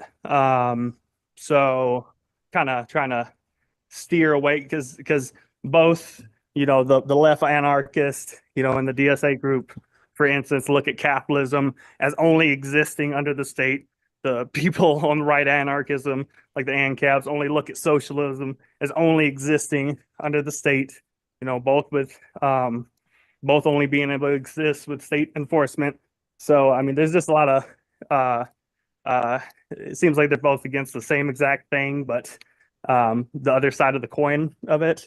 But yeah, but anyways. Okay, George. Let us look back a century. In addition to the libertarian movement, which didn't mostly use that name a century ago, there was also a libertarian movement, which also didn't use that name for the most part in Britain. The two groups disagreed on one fundamental issue. They agreed that the question is, what is the primary threat to human liberty? American libertarians tended to say that the main threat to human liberty was the government of all levels, and therefore things that chopped down the strength of government defended human liberty. The British libertarians, who might on occasion say they were libertarian socialists, would say that the primary threat to human liberty was the concentration of great wealth in the hands of a very small number of people. The name Elon Musk might come immediately to mind. The barons of the various internet services might come to mind. But the English libertarians would say the great threat to human liberty was a huge concentration of wealth in a small number of people, and therefore very high taxes to make that problem go away was how you defended liberty. Needless to say, this point of view would not be well received in the United States by many libertarians, but I think it is worthwhile to note the history. To that, I would add, I am an anti-anarchist. I am firmly convinced that the Dallas Accord, while it was a fine idea at the time for that convention, which is what it applied to, was a mistake, but I don't have a working time machine, so I can't fix that. And thank you for your hard work in keeping this in order, Karen Ann. You're welcome. Okay, so a couple comments. From what I understand at the Michigan convention, and I don't know any of the candidates, so I'm not going to speak on their positions or anything like that. And anyone could correct me if I'm wrong, is that there was a push to either to NOTA or support someone that would drop out in favor of Republicans. That is absolutely and utterly unacceptable. So I'm just going to leave it at that. I'm going to just historically disagree with George on one point. I've done whole presentations on this, did a whole paper on it, traveled the country doing presentations on this. The Dallas Accord was not applicable to that convention, only that convention, because what it resulted in, the actual, whatever agreement those people came to, yeah, it was just what those people came to, but they then solemnified, I'm doing a Candace Owen on the words here and absolutely mispronouncing it, but they solidified it, let's just do a word I can pronounce it, in an amendment to the statement of principles. And that's about as permanent as you can get and as binding as you can get in this party upon future conventions. And I am not anti-minarchist. I am a hardcore anarchist, and I am not an anti-minarchist. So I still love you, George. Star Child.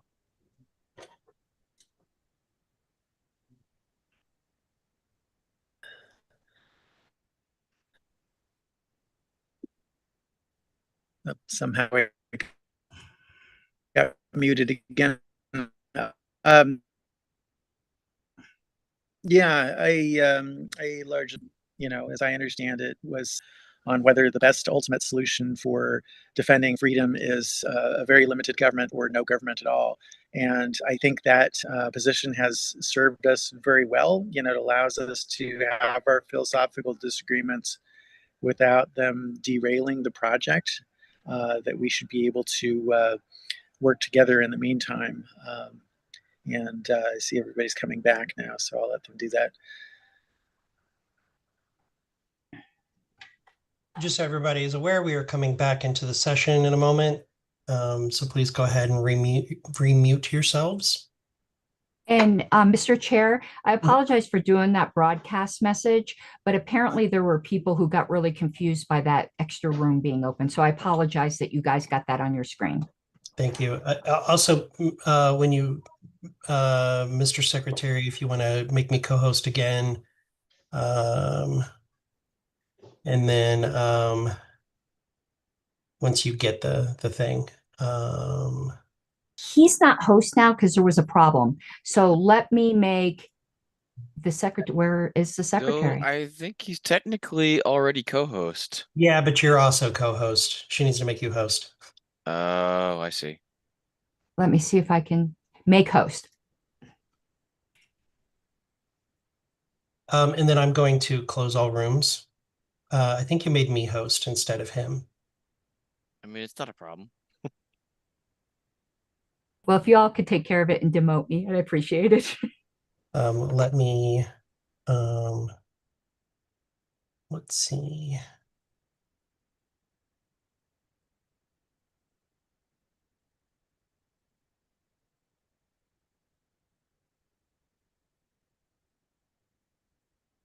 There we go. You'll need to make me co-host again. We're still technically between meetings, right? For like 10 more seconds. I have All a right. question then. Heck yeah. Madam Griffith, Madam Vice Chair. Since we're I hope when you come back that everybody will say what can be disclosed from the secret meeting. that was going to be my question is there a way to give a very general update of what was discussed, since usually that has been the norm, that we just say, here's what we talked about that can be revealed, or is it your opinion that there's nothing there? It's my opinion that I can say we discussed the New Mexico litigation. We discussed litigation against McCardle. We discussed issues with the FEC, and we discussed board member behavior. There you go. Any sunset clause on the secrecy for these 3 items? Nope. And you can go ahead and mute yourself, Star Child. I would encourage there to be a sunset clause. Thank you. Mr. Secretary, is everybody back? Well, it looks like all the rooms have been closed, so while they may not be back, they're definitely not in the rooms. Okay, I think, let me look here. They probably hit the wrong button.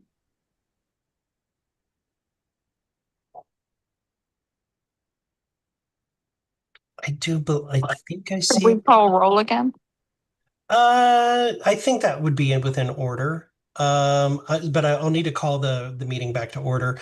Are you ready, Mr. Secretary? And then just prepare yourself. We'll call roll again just to make sure everybody's here. Give me a second. Is this business, Mr. Mahunush, before we get back to order, or? I was just going to announce that for the next item, I'm going to be replaced by my alternate. Okay, thank you, Mr. Hanush. Thank you.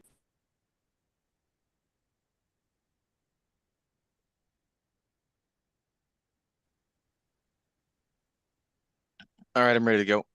Okay, it is 8:54, and we are now back to the regular session from executive session at 8:54 p.m. Eastern. Go ahead, Mr. Secretary, if you can call the roll to confirm who's in the room. Mr. Koffel. Present. Mr. Hirsch. Mr. Hirsch. All right. He's in the room, but he's muted. Oh.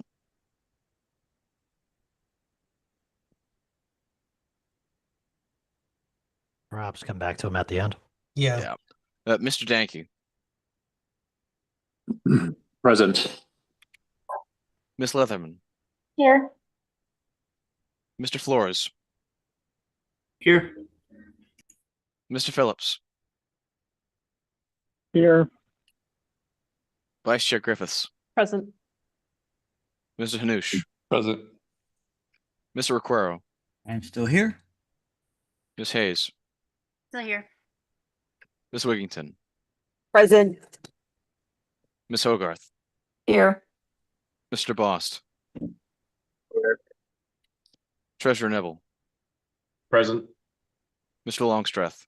Present. Mr. Martin is unavailable because he's been ejected. Ms. Fintish. I'm sorry, I didn't catch that. I didn't either. She's here. Ms. Fintish, we can't hear you. I'm sorry, I was muted. I am here. Okay, there we go. Thank you. I am here. Mr. Nikela. I am present. Ms. Nguyen. Here. Mr. Redpath. I'm hanging on. As we all are. Ms. Robson.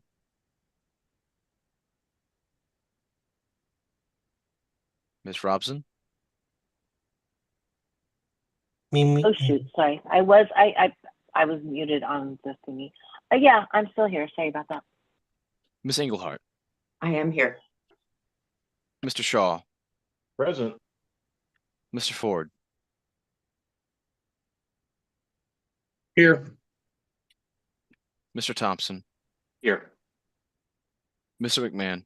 Sorry, Chair McMahon. Yes, I am present. Mr. Chair, we have 17. 18 members present, along with 8 alternates. We have 18 voting members. 18 voting members, but yes. Thank you, Mr. Secretary. We will move on. Vice Chair Griffiths. Yes. So I believe everyone has received the motion for the policy manual amendment. as was said during public comment, this is what it used to look like. This is what it looked like almost identical in 2022. It was only recently changed. And what this basically does is it gives, I don't know if Ms. Hogarth is there a point of order? No, I'm just waiting to speak on the motion. Okay, sorry. I thought I heard you talking. So yes, what this does is it gives affiliates more agency, or would-be affiliates more agency when they're forming. What it does not do is it does not require the LNC to accept any application from an affiliate, or petition rather. It doesn't require the LNC to reject any petition from an affiliate. So if the LNC believes that a petitioning affiliate does not meet the requirements, does not serve the principles of the LP, or that its convention was held in bad faith, that it was constituted in bad faith, that can still be rejected. But what this does is it makes things a little bit more flexible and gives more power to affiliates when it comes time to form, when it comes time to petition, and it keeps things consistent with the bylaws. So I'm sorry, I apologize. I should have cut you off. You spoke to your motion. You're moving the motion. Darn it, yes. To adopt the policy manual amendment. Is there a second? Yes. Seconded. It's been moved and seconded. I'm going to consider that you already spoke to Yes. your Madam Vice Chair. Thank you. On deck, I have Ms. Hogarth, Mr. Shaw, and Ms. Fintesh, and then Mr. Longstreth. Ms. Hogarth. First, unless it's changed from how I saw it presented, there's a sentence, the last sentence doesn't, or next to last doesn't, it seems to refer back to something in the part they crossed out. But bigger than that, I think changing the process for affiliate formation while we're in the middle of disaffiliating a group and then looking for new affiliates is super bad optics and not very consonant with it just looks like stuff's being manipulated for a particular goal.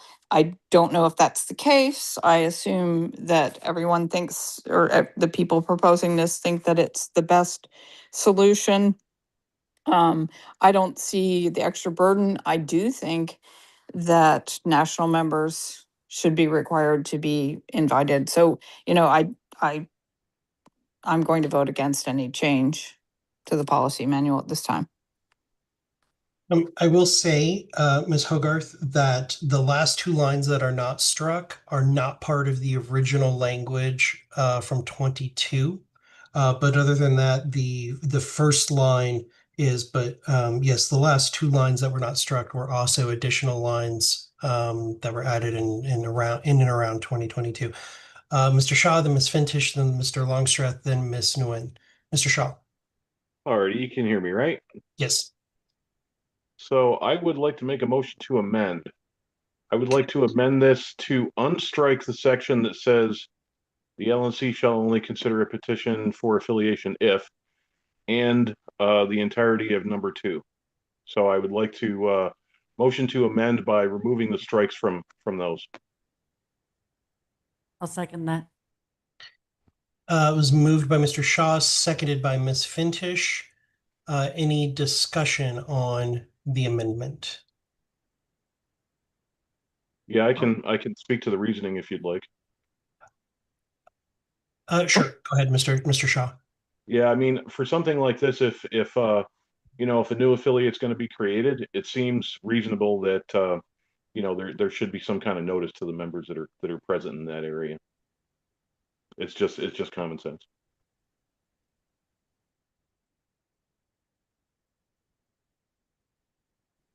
I'm going to ask, hold on, before I do this, I have Ms. Fintish, Mr. Longstreth, Ms. Nguyen. Mr. Ricchiro, were you wanting to speak towards the amendment or the main motion? I was going to raise a point of information or a point of parliamentary privilege. Okay, go ahead. Could we get the language on screen? Yes, Mr. Secretary, if you could put the language up on the screen. And I'll put my hand down. Thank you. If I can have everybody else, please place your hands down. I have you in order to come back to speak towards the main motion.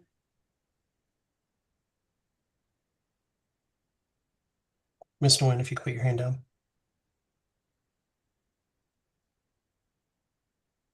Okay, now those who would like to speak on the amendment, the Shaw amendment. Okay, I have Mr. Longstreth and then Ms. Fintish. Mr. Longstreth. Yes, thank you, Mr. Chair. When it comes to the proposed amendment, I my viewpoint on this is, on the one hand, yes, reasonable notice should be communicated to national party members. On the other hand, I firmly believe in state autonomy and the affiliate autonomy being able to do what they feel is correct to bring their affiliation packet forward. And part of that may be in their mind not doing that for some reason, although I can't conceive a reason why. And that would fall to this board then to decide if the petition was done in good faith, if it met the requirements that we expected or wanted to see observed, or what have you. And when I say we, I mean the LNC as a whole, whether that's this term, next term, 20 years down the road, if we become an imperial nation, who knows how many states wind up trying to affiliate down the road. So I think that, in my opinion, it is best to leave this to the LNC at the time, given the circumstances that they observe and the things that are going on at that time when an affiliate or when a potential affiliate petitions. So for that reason, I'm not going to vote in favor of this amendment, although I won't be terribly upset if it passes either. Thank you, Mr. Longstreth. Ms. Fintish, then Mr. Ricuro, then Mr. Shaw. Thank you, Mr. Chair. And to echo Mr. Longstreth a little bit, it seems, I don't want to say inappropriate, but we are currently dealing with the LP New Hampshire appeal. It seems like it would make the most sense and be the most accurate way of going about things to keep the policy manual the way that it was during that time dealing with those affiliates. Changing the policy manual while we are in the middle of litigation seems, wildly inappropriate. I think if something like this wanted to come after this issue is resolved, then we could address that. But as of right now, I would be very much opposed. Thank you, Ms. Fintish. Mr. Ricuro. Thank you, Mr. Chair. So as we're seeing this on the screen right now, I see number 1 being struck out. Is that the amendment? This is the amendment to the amendment. So it would basically, the only thing that would be struck under the Shaw amendment would be, this is an amendment to the amendment. So the only thing that would be struck under the Shaw amendment would be number 1. Under the original amendment, it would be number 1 and number 2. So he's removed. And the section, the LNC shall consider a petition for affiliation if that is kept in, and then number 2, which would obviously be renumbered. Okay, thank you for the clarification. So I rise in opposition to this then because I support the original motion. Just because of the reasons that the Vice Chair stated, it really clarifies things. I think that the concerns of what's going on with New Hampshire and just how it all looks, I think this amendment actually makes it look more like that. So let's go back to the original thing, which is more fair. So that's where I stand. Thank you. Thank you. Mr. Shaw. Yes. I don't know. As a matter of principle, I really don't think that the LNC should be affiliating any organization that hasn't basically given notice to everybody in the area that they're looking to represent. I mean, that's very basic. Like, somebody comes to us and says, hey, we would like to be affiliated. I don't think that it's unreasonable to simply ask or make sure that the members in that area that's looking to get affiliated were notified. Thank you, Mr. Shaw. I'm going to speak for a second and then I'll recognize you again, Ms. Fintish. There's no mechanism for anybody outside of the LNC to notify National Party members. I don't know that we can give a list to anyone. How they would go about doing that in the first place. But also just a point that was raised. To be clear, we did disaffiliate. We do not have a New Hampshire affiliate. They are appealing that decision. Should that disaffiliation be upheld, like right now, we're not in the process of considering a new affiliate. I think it's in order for us to, during a period between accepting or hoping that a new affiliate pops up in a state, I think it's in order to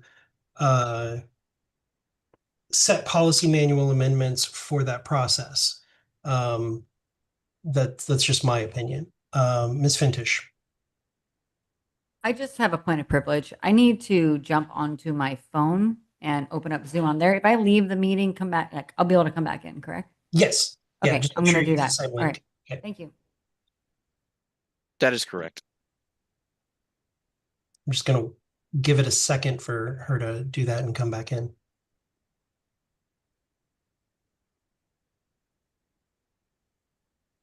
Is there any other discussion on this amendment? Point of order. Mr. Secretary? Until Ms. Fintish is back, I don't think that's appropriate. She already spoke. She actually, so if there's any other discussion, I'm fine with that moving forward. We're not going to proceed to the vote until she's back.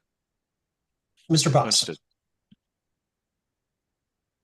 I did want to reiterate, if I may, that we did note that the last unstricken portion with,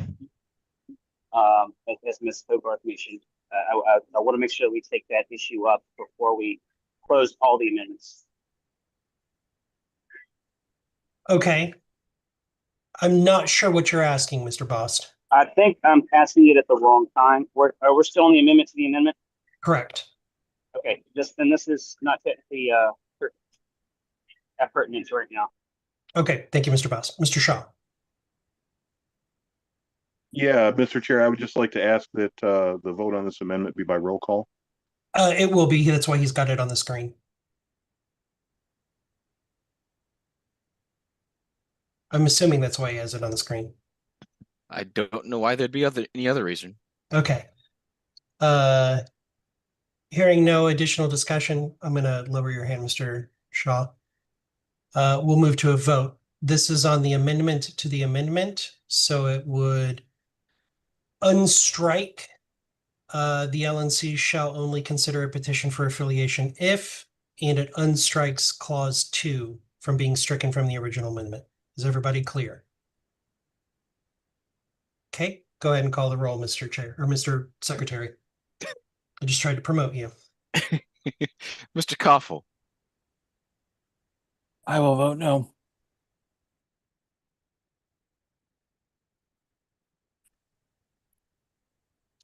Mr. Danke. No. Mr. Flores. No. Vice Chair Griffiths. No. Mr. Hanoush. Nope, he yielded to Mr. Ricciero. Mr. Requero.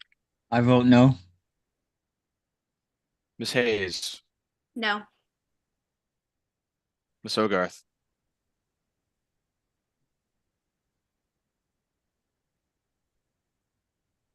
No, sorry.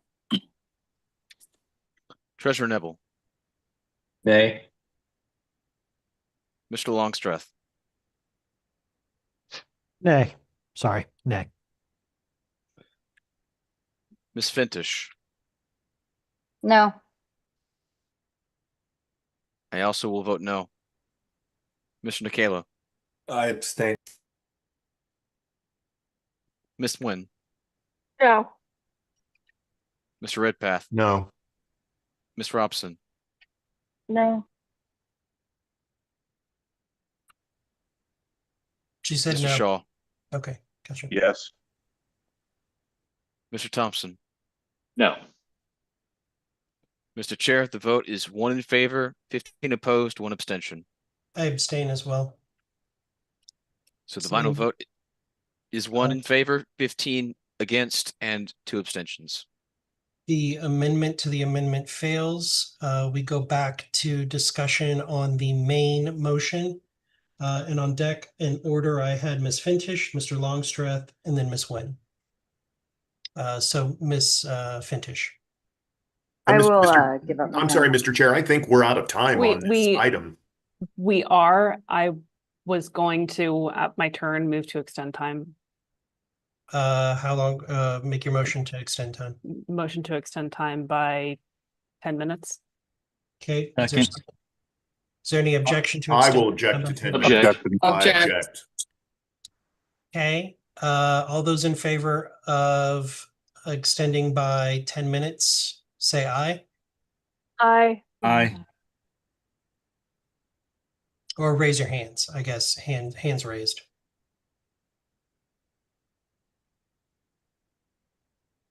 Okay, Mr. Chair, as a point of personal privilege and one that may help you in the body as well, if I may. go ahead, Mr. Longstreth. So on the React buttons where we can raise hands, there is a check mark for yeses and a red mark for nos. If you saw my name, you will see that that has changed as I do it. That might help to be able to track yes and nos at the same time. I think under parliamentary procedure, I'm required to ask them separately. Understood.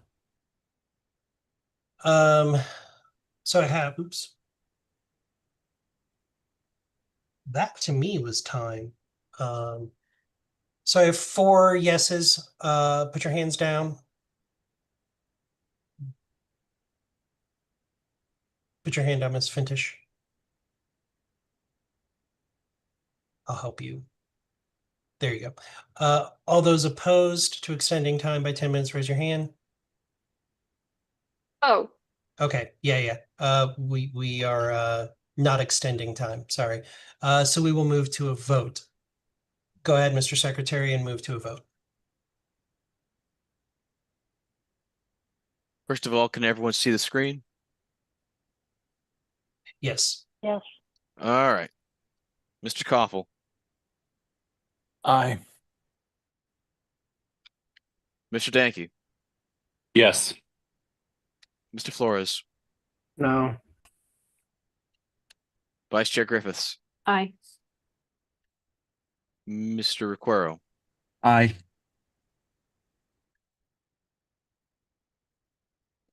Ms. Hayes, Yes.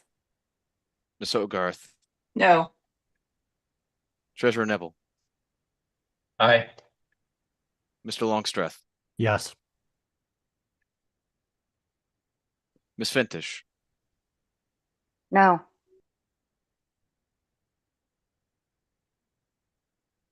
I will pass. Mr. Nikela, I will pass. Ms. Nguyen, Yes. Mr. Redpath, Yes. Ms. Robson, Yes. Mr. Shaw, No. Mr. Thompson, Yes.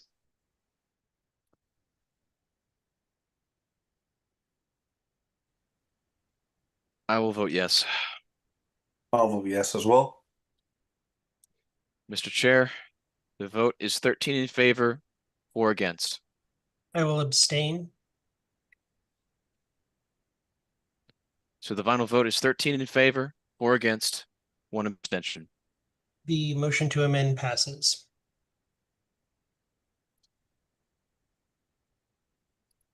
Mr. Hanush. I am back and seated. Thank you, Mr. Hanush. I figured that's why you had your hand up. Madam Vice Chair. I'm sorry. Did I have another? Oh, no. So in the interest of moving things along, I'll move the next item on the agenda and move to executive session as well. Is there a second? Second. Second. Okay. Any objection to moving into executive session for discussion on this item? Okay, hearing none, we will move into executive session at 9:17.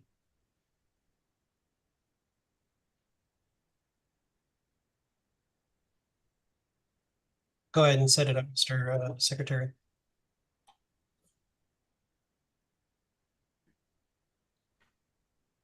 So we are Please note- officially between meetings. Yeah. And please note that room 1 is still somewhat active. Please do not enter room 1. Room 2 is the breakout room. So LNC members, please enter room 2. Everyone else, please stay out here. Otherwise, you'll be stranded in room 1 with no one to talk to. I think I hit the wrong button. Oh. I could still move you to the room though. Nope, you're good. Hey, you made it. That's good. Are Okay. you making me co-host, Mr. Secretary? Thank you for reminding me. I can't move to the room. There it is. Okay. Yeah, it's been a little janky tonight. There we go. That should do it. Yep, thank you. Alrighty.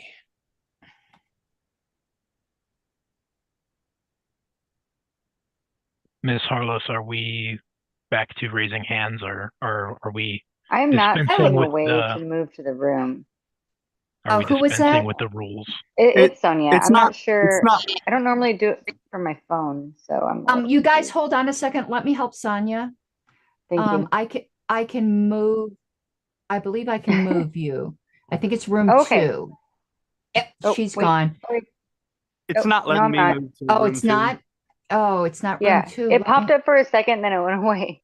Let me try again then. Thank you. Oh, I don't see you. Hold on. I don't see you in this room anymore. Well, but it says that. Oh, wait.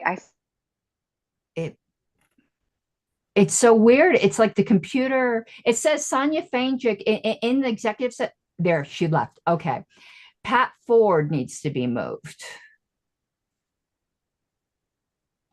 I need to be Sign moved. to. Thank you. Who else needed it? I need to be moved to the break or wherever is not the executive. Oh no, you're in the right room, Christian. Oh, Or I am. whoever Okay. that was. Yeah, it was just the LNC members that get moved. Okay, cool. So Karen, are we back to hands, or are we resetting the rules and assuming civility? It wasn't even lack of civility before, it was eagerness. I presume everyone could just talk and not talk over each other. And I'm going to be gone for a couple minutes because I need to use the bathroom. I do hope when I come back, all hell hasn't broken loose. Wait, did the secretary get moved over? I have not been. Oh, let me Mr. Secretary, we don't want you here. Go away. I don't see. I appreciate your vote of support. I want you here. I know nobody else does. Is but it I the same do. problem as before? It's the same problem. It is. Not the hosting again? All right, cool. To be fair, Mr. Secretary, I did vote for you, so I want you there, not here. I appreciate that. So I guess I'm gonna have to try restarting the Zoom. Oh well. Glad you're not the only host now. I'll be back in a moment. Okay, and I'll wait to get you in that room. All right, thank you. I appreciate that.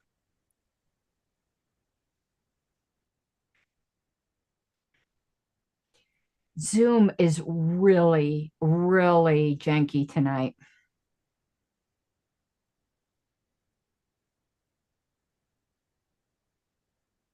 So you're saying it's not zooming? It's not zooming. Okay.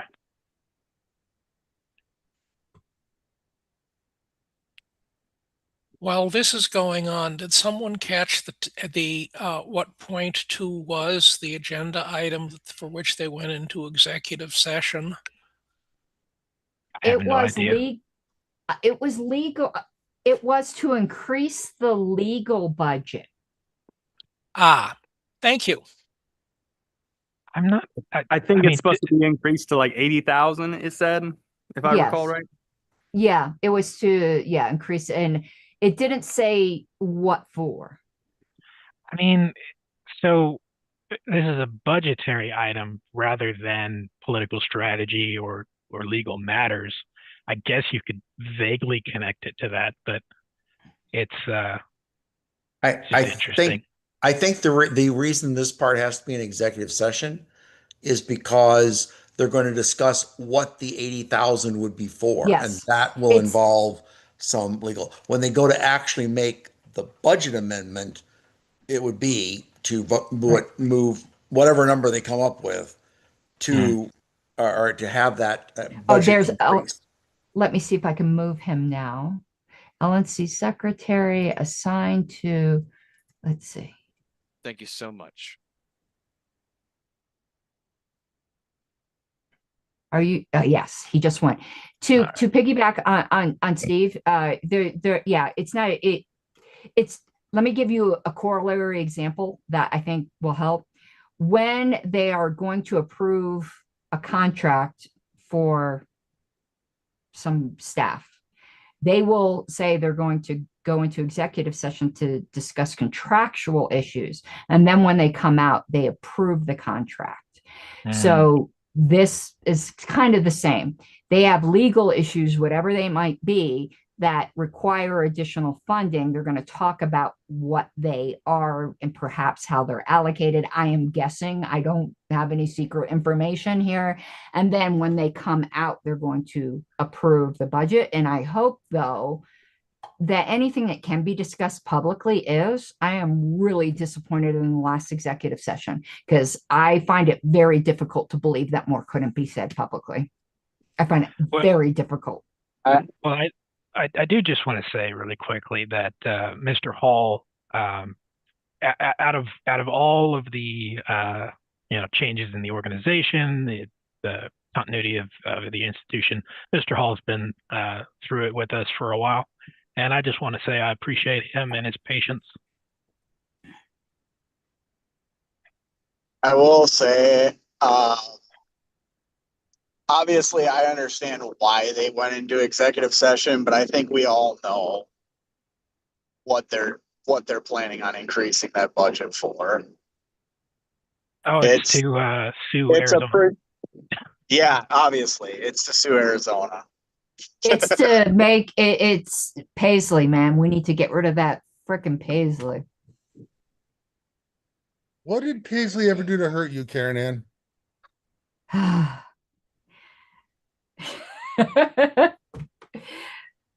And I'm going to say something contra to Bryce. There might be a guess on what some of that is. I actually don't think we know what all of it is. And I think potentially some of that has to do with the threats made by the Libertarian Party of New Hampshire, which I don't think has entered anyone's mind here. And there's been threats made on Discord. And also the New Mexico budget. It could have something to do with that. Others are speculating it has to do with McCardle. That certainly is a possibility, but I don't think we know. I think either of those three, a combination of them, are certainly possible, but there could literally be something we don't know about.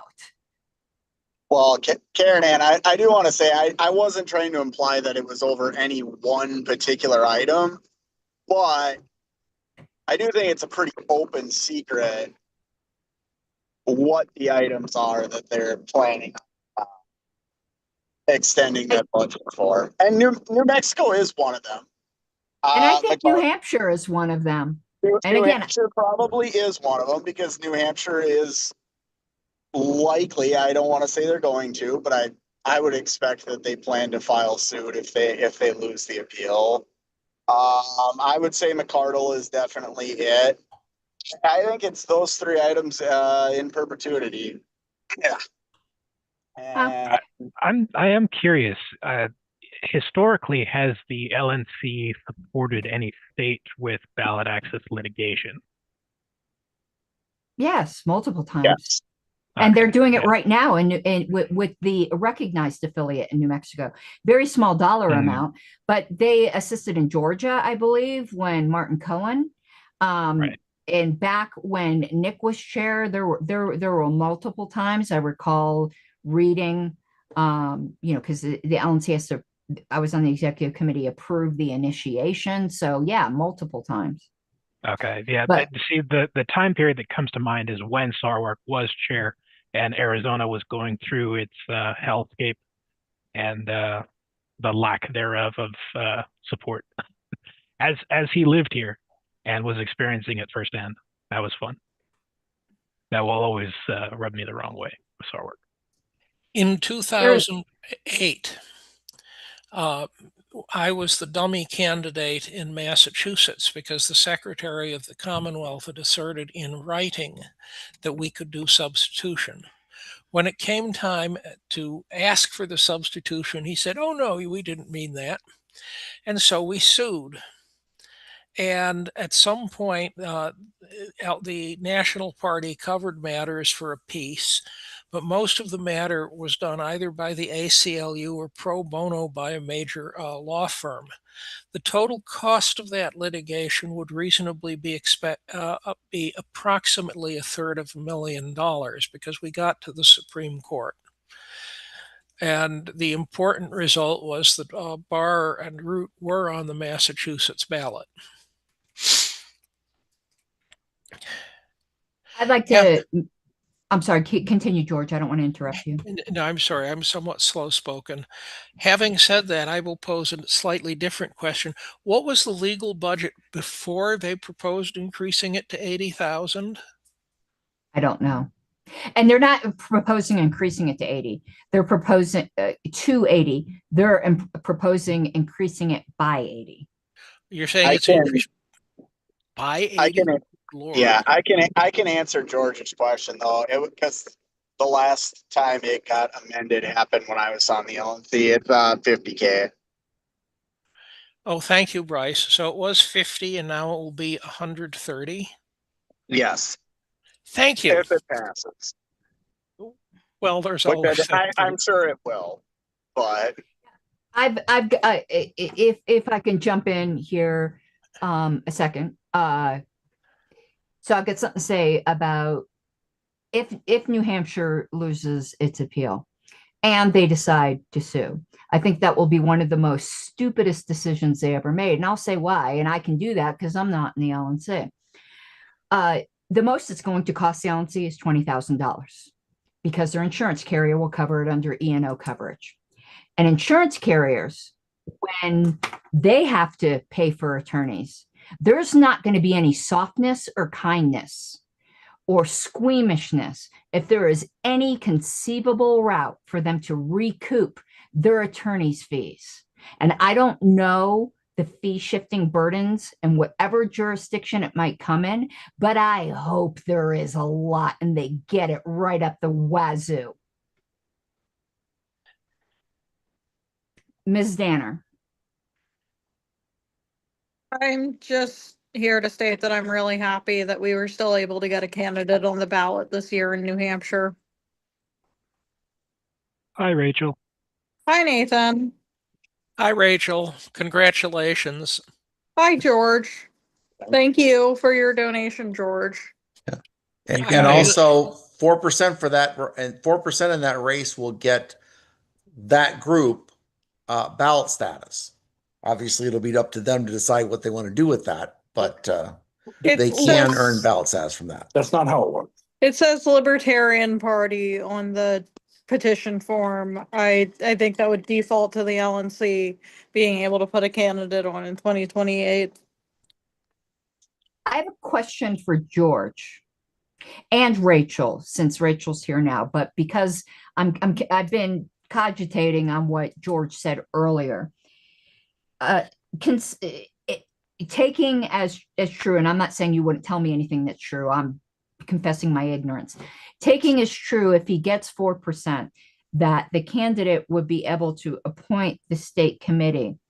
No. Would it behoove the LNC to wait if, this is presuming a lot of ifs, presuming that's the case, and presuming if New Hampshire loses the JC case and there then no affiliate in New Hampshire, would it behoove the LNC to wait until after the November election to see if he gets 4%? This is a lot of hypotheticals, but I've been thinking about this the whole time and was curious of your opinion, George. Justin has expertise pertaining to New Hampshire election law. Is Justin here? But I'd like to hear, because George and I were talking about this earlier. I'm right here, Karen Ann.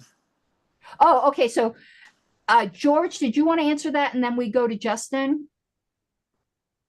You asked an interesting question to which do not immediately know an answer.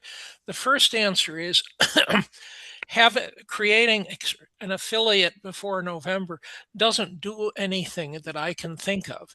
The LNC could still support Mr. Valley's campaign with some sort of legal limit since he's a non-federal candidate, whether there's an affiliate or not. It might be worthwhile to wait until the litigation with LPNH, if there is any, is settled. So I'd say there's no real hurry because affiliation doesn't really do much. Okay, I was just curious. And plus, we're in August. The JC hearing is what, August 10th? Then they have we're looking later in August. Like it's then be a couple months before November. So I was just curious. Now, Justin, and then Steve had his hand raised, but Justin. So if the candidate gets 4%, the state recognizes the Libertarian Party. The candidate does not get to pick a committee. The state has no rules about how a committee is picked. In Massachusetts, the candidate gets to pick a committee. That's how it works there. And we ran into that a couple times when I lived in Massachusetts. George and I used to disagree a lot on how to do things back then. We've come a long way getting along. But what will happen is, so long as LPNH calls themselves the Libertarian Party of New Hampshire and they're the pre-existing business entity known as the Libertarian Party of New Hampshire, their chair is who the Secretary of State is going to default to. So the LNC is going to be incumbent on the LNC and the new affiliate to sue over the name if once the Libertarian Party has ballot access. Now, what the party's powers are, George is correct, is very minimal. It's very inconsequential what the party can do. So the fact is, if Kaufman is the chair of the Libertarian Party of New Hampshire, according to the state of New Hampshire, there's very, very little he can do meaningfully. But notably, if the Libertarian Party of New Hampshire is a major party, there will be a Libertarian presidential primary as part of the first in the nation primary. And that's the $1 million media circus that any candidate who pays the $1,000 filing fee will get at least a couple $100,000 of free earned media just by being here for, which is something I've been trying to advocate that the LP should focus on for years. But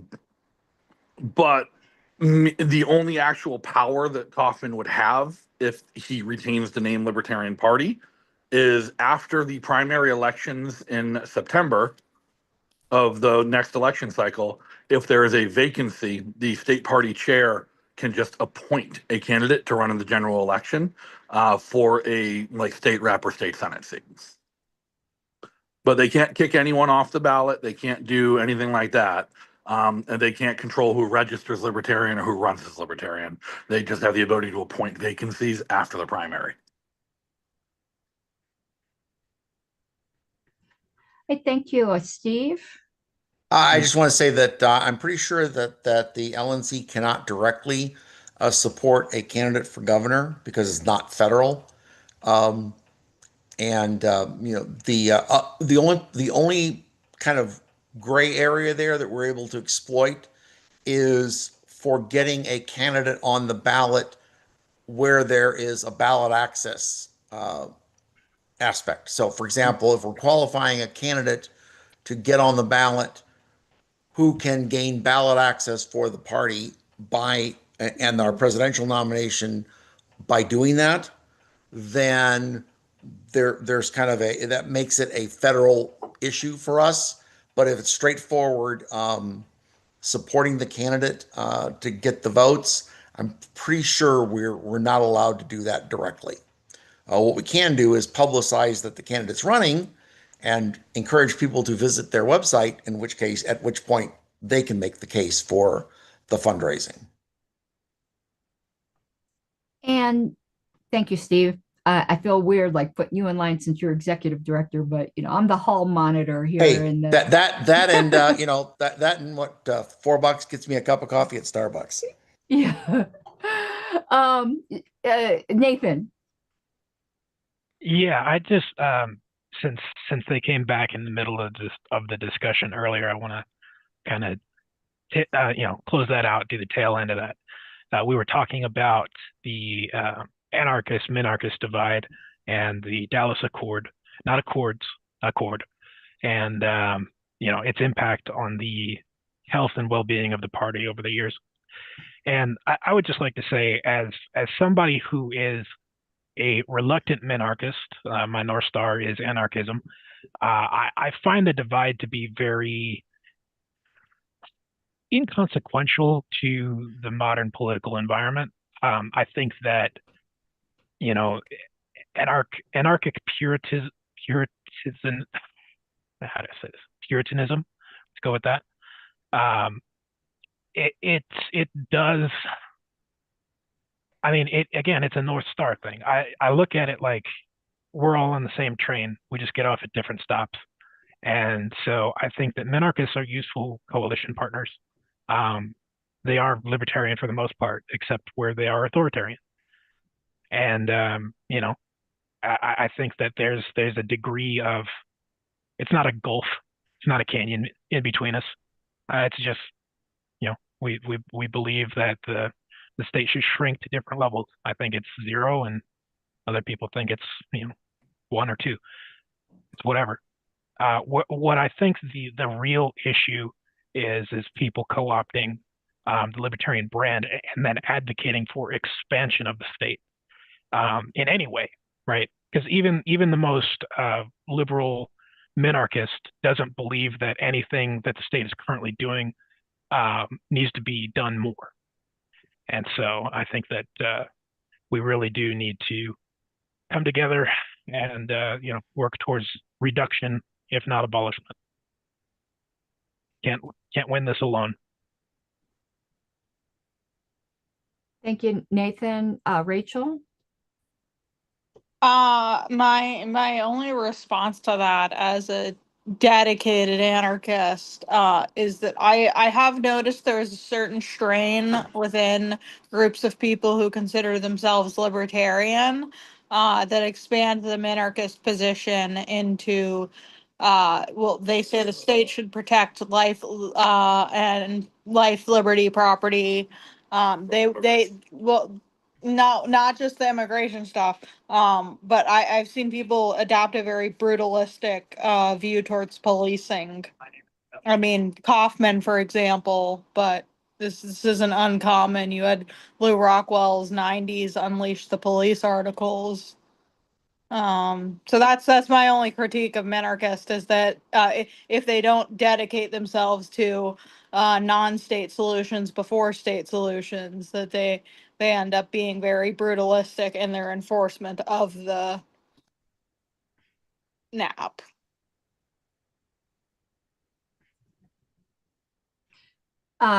Thank you, Rachel. I think my turn was next. I agree with Nathan that I think the divide is really minuscule at this point.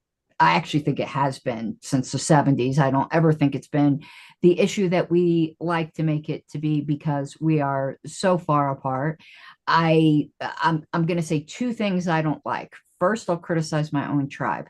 I don't like when anarchists want to purge minarchists, and now I'll criticize the other. I don't like the other either. I have always been that way, and I believe that I'll always remain that way. It's been a super long time, but I'm going to push back a tiny bit on Rachel. I do completely agree with you that it's sometimes life, liberty, property, and culture, or whatever it might be, and whiteness when it comes to some of the other things. But I think anarchists also have a problem with brutalism, not in using the state, just in having freaking no empathy. And I've done presentations on this at convention. The first time I did it was in the Libertarian Party of Kansas, where really took the side, though Jeffrey Tucker has kind of deviated from this and become a little bit brutalist himself. But I think that article he did against libertarian brutalism is excellent, because I do think both pathways are libertarian, but the one is dystopian. Libertarian dystopia is possible, and anarchists sometimes just do not see this and just advocate for like the worst possible impulses. And I do firmly believe, and anyone can be mad at me if they want, that the Libertarian Party as a political movement has to be a little bit thick, because the absolute survival of the fittest argument is not going to appeal to enough people to ever get anywhere. And that's where I talk about that whole thing about The question on who will build the roads is not about roads. What people are ultimately asking, who is going to make sure that the weakless and most helpless among us aren't going to die in the streets? And if we can't answer that with other than, well, it sucks to be you, which is what ultimately a lot of anarchists do, we're not going to get anywhere, and we're shitty people. Sorry. I agree with all of those critiques of certain types of anarchists. Appreciate it, Rachel. And I knew you would, but you know the types I'm talking about. George, and then Steve, and then Rachel again. I will pose a specific question to Rachel, and I believe Justin was here someplace. And my question is, has anyone in the Valley group discussed with the Secretary of State of New Hampshire what his opinion on the topic is? We've had competing slates before. We had in 2016 candidates not supported by LPNH got the 4%, and LPNH became the major party. It's a non-issue in reality because voter registration, the state that unlike Massachusetts, where the state party controls a lot of things about the nomination process, the state party in New Hampshire doesn't actually control much at all about nomination at all. Like they cannot put anyone on the ballot, like I said, except in the circumstances of a vacancy after a primary. So it's likely going to default that the Libertarian Party, he'll recognize the existing Libertarian Party, whatever that is, and he'll refuse to make a ruling on it like he's done in the past until two organizations claiming to be the Libertarian Party both submit a candidate for nomination. In which case, if two organizations submit a candidate for nomination as the Libertarian for president in 2028, then he's going to default to which one has the certificate of nomination from the national party. He called me.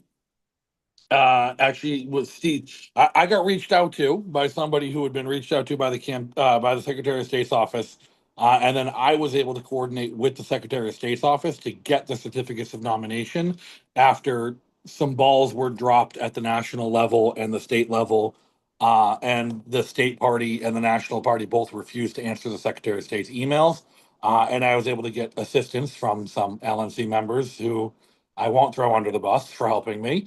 And other people for getting those certificates to the Secretary of State because he was willing to deal with me directly, knowing that LPNH wasn't worth bothering with.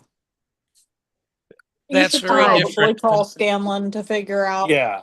I do plan on calling the Secretary of State and arranging a meeting once we have our convention planning and everything, just to run by the process. But we've already filed for permission to establish the Granite State Libertarian Party, and he already gave me permission to establish that organization. We're just waiting till we have a board elected to do it. Yeah, because John Baby ours was concerned the SOS might not be okay with us using the word libertarian for an organization, so we took proactive steps on figuring out if that was still possible. Is Valley the candidate of Libertarian Party or Granite State Libertarian? He is the candidate for Libertarian Party, not Libertarian Party of New Hampshire. We were relying on that distinction, being what gives them a vagueness at the end. Minor clarification. Yeah. In Massachusetts, if you were a minor party, the state committee has no say whatsoever about who runs for office. In fact, at least at one time, the position of the Secretary of State was that if he was presented with two sets of nominating papers for, say, president, both people would be on the ballot. As happened in New Hampshire in 2008. Yeah, and that's still the position of the Secretary of State of New Hampshire.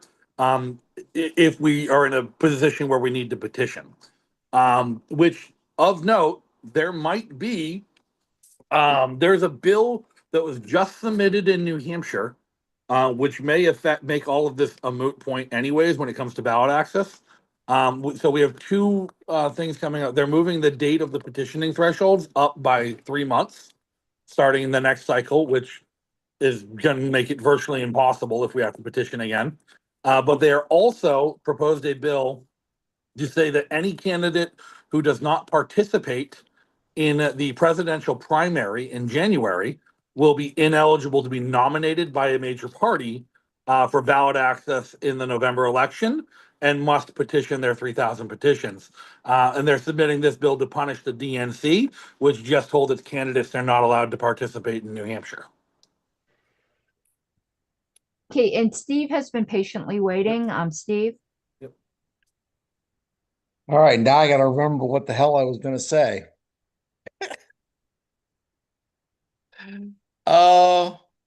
I've actually Getting forgotten. old sucks, doesn't it? Yeah. So I'll probably We're all remember doing here, it. and then I'll get back in line.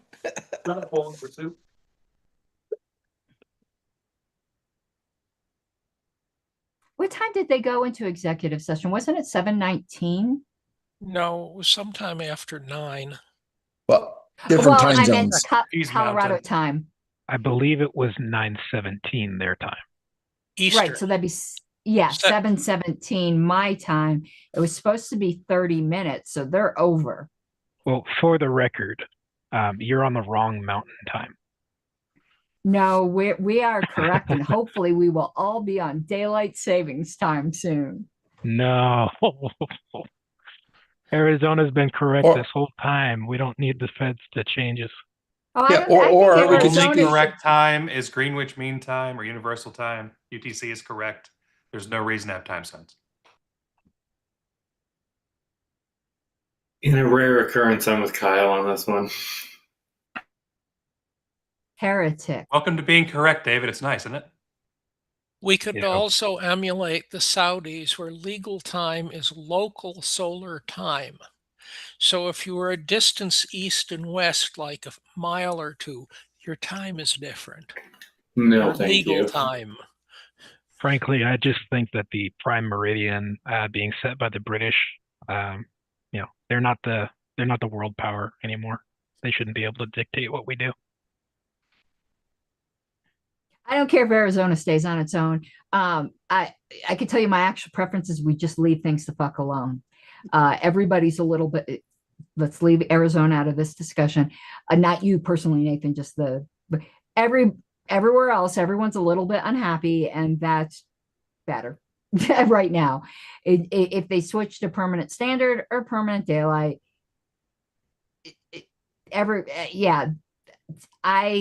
or just make it a half an hour and keep it the same. That's kind of where I land. But if you're going to ask me my personal preference, it's daylight. Rachel, I was out of the meeting for a bit. I missed the first part of the conversation. Are you running for an office in New Hampshire? No, And Rachel has her I'm the hand up, so- campaign. I'm the campaign manager for a governor candidate.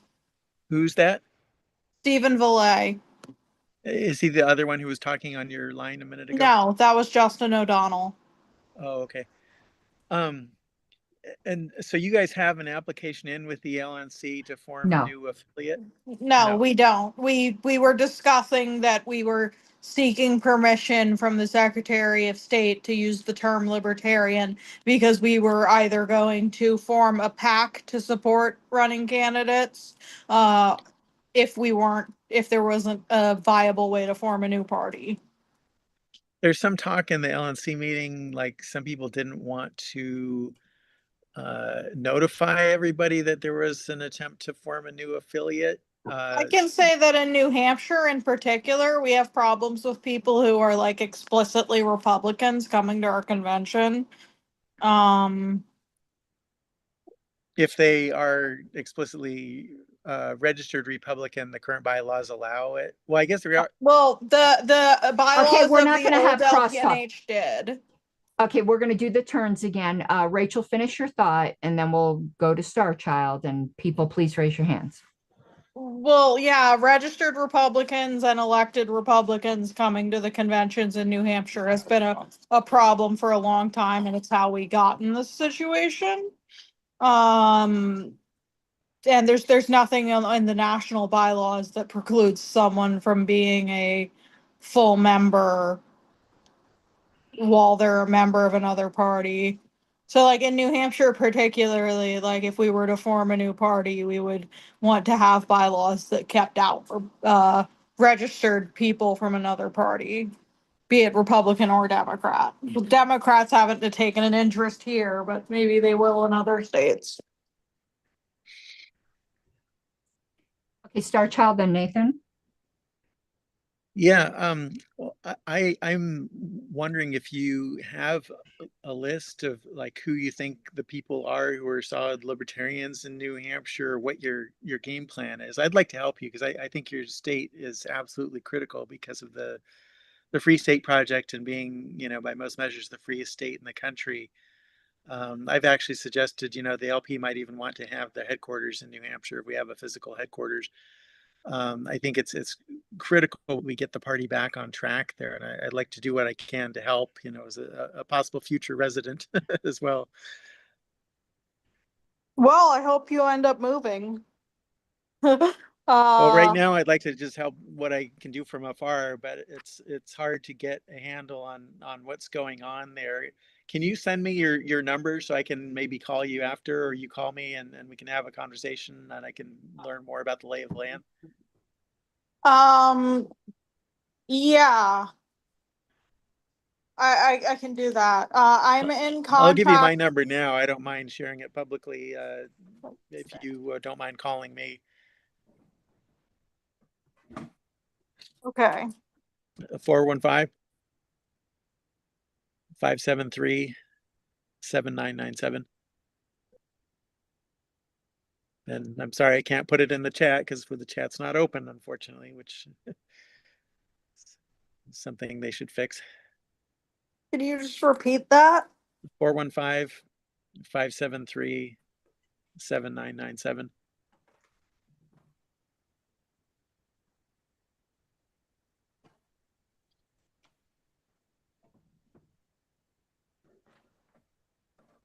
Okay, thank you. I'm in contact with like every previous state chair that I could track down or candidate.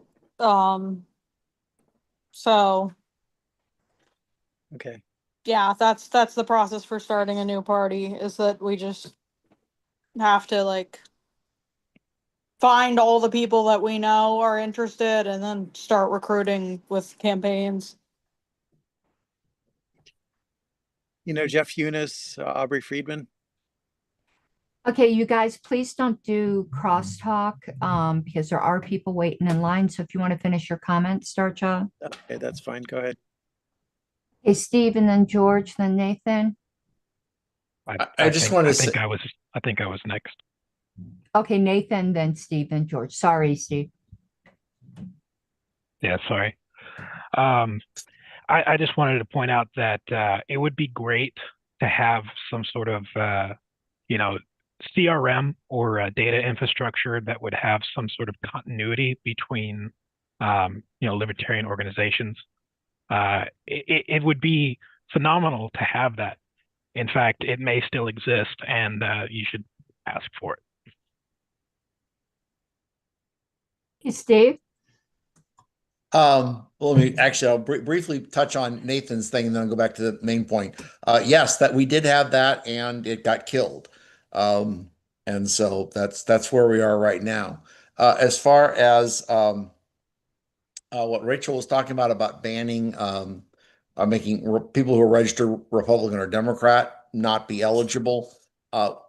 New Hampshire has that weird thing where people can be registered independent, show up at the polls, vote in a primary, change their registration to Republican or Democrat, vote in the primary, and change it back to independent as they walk out.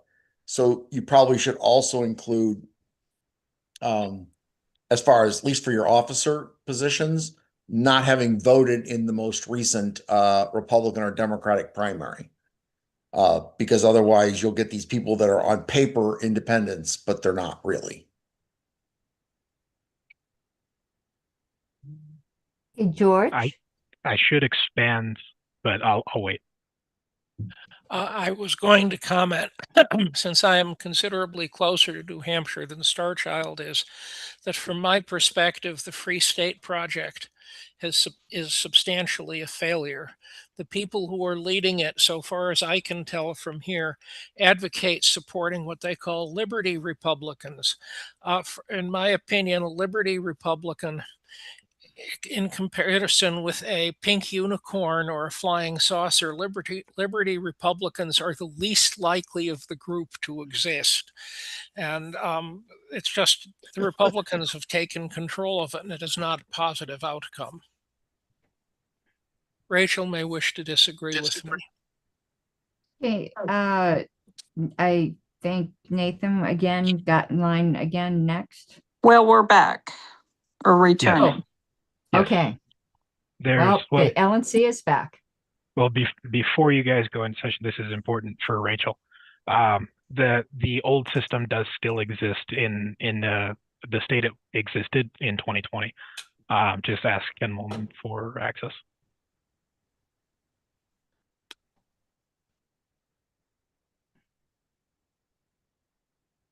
Let me know when you're ready, Mr. Secretary.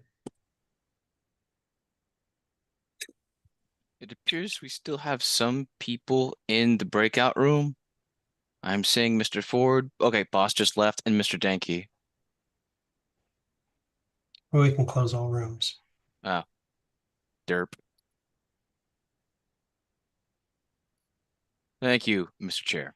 All right, I'm about to restart the recording. Karen Ann, can you pass the host to the secretary?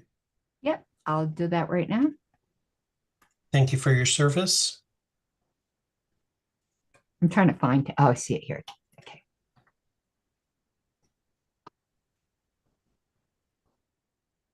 Thank you.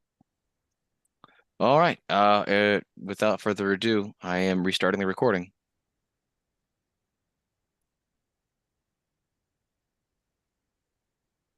Welcome back. It is 9:59 p.m. Eastern, and we have risen from executive session.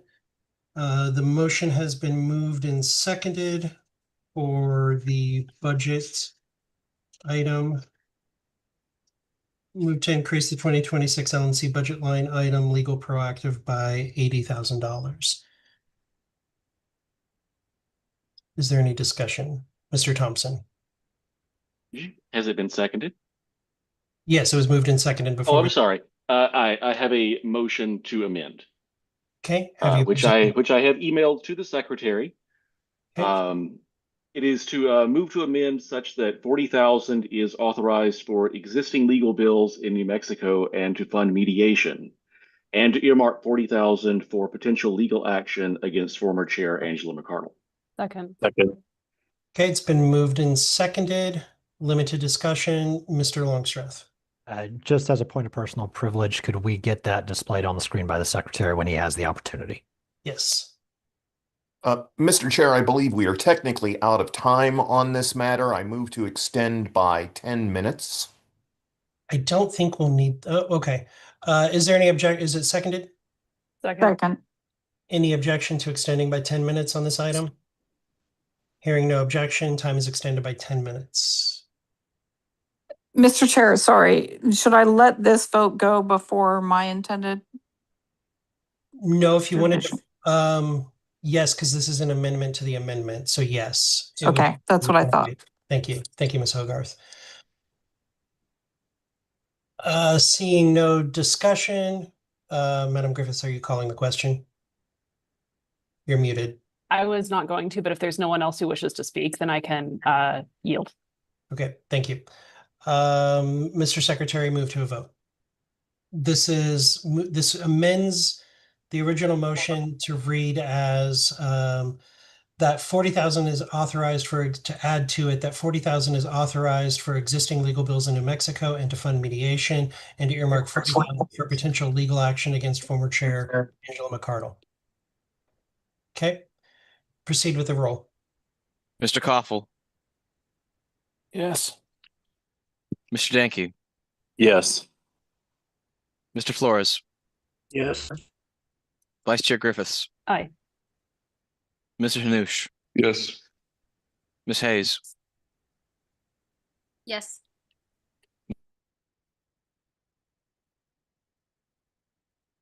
Ms. Hogarth, Yes. Treasurer Nebel, Nay. Mr. Longstreth, Yes. Ms. Fintish, Pass. I will vote aye. Mr. Nikela, I vote aye. Ms. Nguyen, Yes. Mr. Redpath, No. Ms. Robson,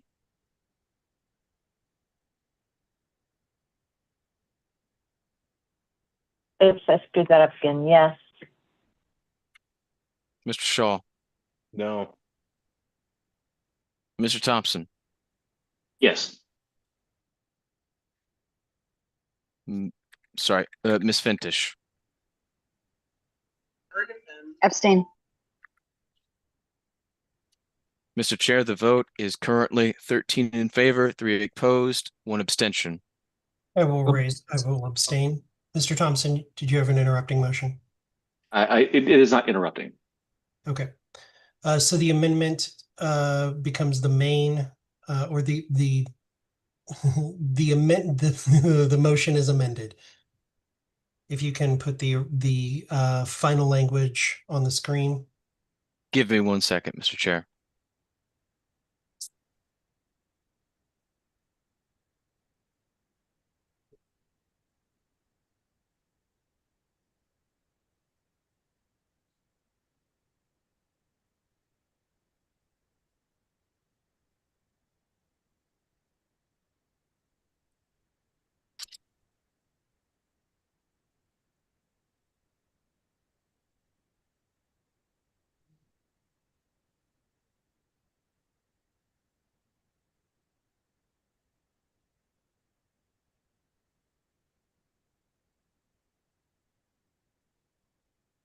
I will say that last executive session, we only went over by 12 minutes.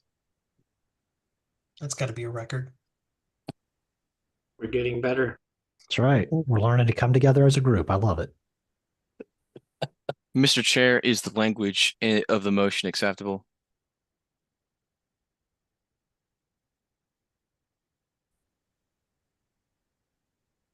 Yes, I believe that is accurate.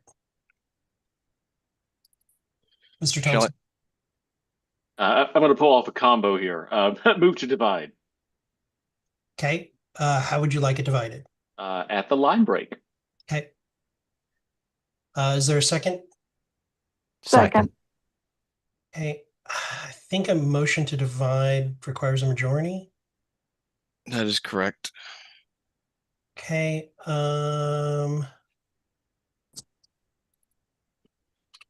Do you guys need a roll call for this? Or can I do I can't do hands raised because I can't see everybody. Exactly. So you'll need Mr. Chair, point of personal privilege. Ms. Fintish. Can you just remind us what Mr. Thompson is moving in this moment? Mr. Thompson is moving to divide the question. So it would split. So we would have 2 separate votes, one on the 40,000 for New Mexico and another vote for the 40,000. Mr. Chair, I actually think that a motion to divide, and someone can correct me, once it's been seconded, it's automatic. I don't think so. It's not automatic. I think it is. It is. Thank you. Yeah. It's not automatic. We need to vote on whether we divide it or not. But we still vote on whether we divide it. I do believe that is correct. I'm going to recognize Ms. so as Harlos well. without objection. Ms. Harlos. Certainly, Mr. Chair, I'm glad you indulged me. A motion to divide is not automatic. However, it would be your judgment as to whether this motion to divide, if it's on 2 unrelated topics, is divisible upon the demand of a single member. And I think the thing that people were referring to is it's not debatable, but it is votable and it would require a majority. I believe that because of the original language, that it is in order for a motion to divide. So it would go to a vote on dividing the question. This is just a vote to determine whether or not the motion will be divided into two parts. Does everybody understand? Is any board member unclear? If you're unclear, please speak now. Okay, Mr. Secretary, go to a roll call vote for the motion to divide. Mr. Koffel.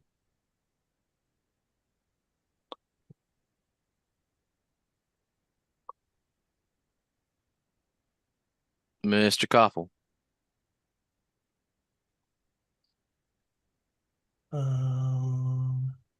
He's here. You're muted, Mr. Koffel. Okay, guess you'll have to come back to him. All right, Mr. Danke. Yes. Mr. Flores. Yes. Vice Chair Griffiths. Aye. Mr. Hanoush. Abstain. Ms. Hayes. I'm gonna say no. Ms. Hogarth. Yes. Treasurer Nebel. Nay. Mr. Longstreth. Yes. Ms. Fintish. No. I will also vote no. Mr. Nikela. No. Ms. Nguyen. No. Mr. Redpath. No. Ms. Robson.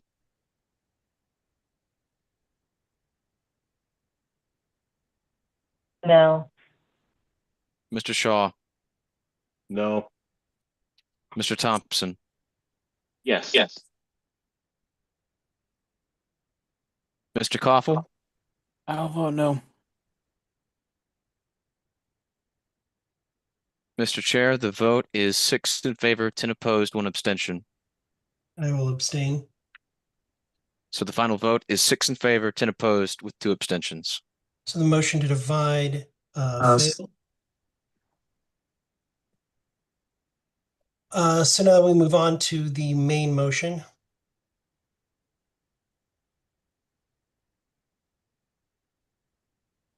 Do you want to go back to that screen, Mr. Secretary? My apologies. My ISDN kicked in. Ms. Robson? I just want to know what the vote threshold is for this. 12. Majority. No, Thank you. No? it's 12. It'd be 2/3. Okay, thank you. I wasn't sure if it was 2/3 of majority. Thank you. I have It a would point be of a major- information. It would be a majority if we had a budget offset for it. Or revenue offset. Ms. Griffiths? Just to confirm, Madam as earmarked, is this essentially it's just saying that the only expenditures for New Mexico can be for paying existing bills and pursuing mediation. Is that correct? That is correct. Okay. That would mean any additional action to be taken would need to come for additional funding first, and that would have to be fully expressed to the attorneys. Thank you, Mr. Chair.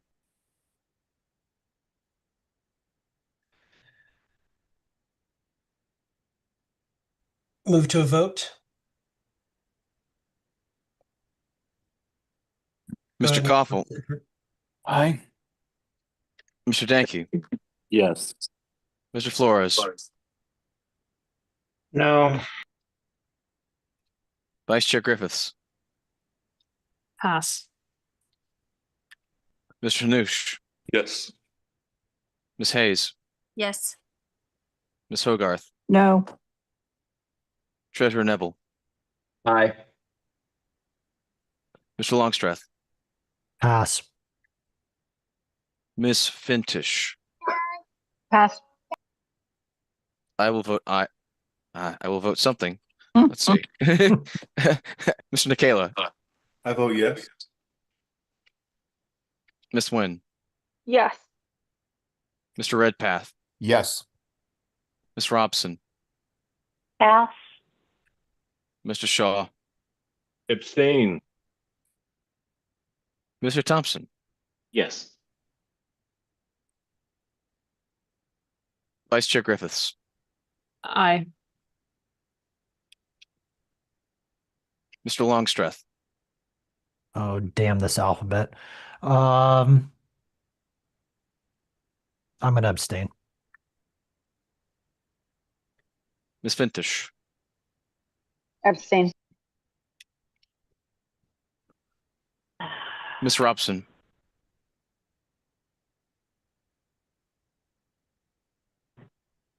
I'm gonna vote yes. Mr. Chair, the vote is 12 in favor, 2 opposed, 3 abstentions. I will go ahead on this and cast a vote. Yes. So the final vote is 13 in favor, 2 opposed, 3 abstentions.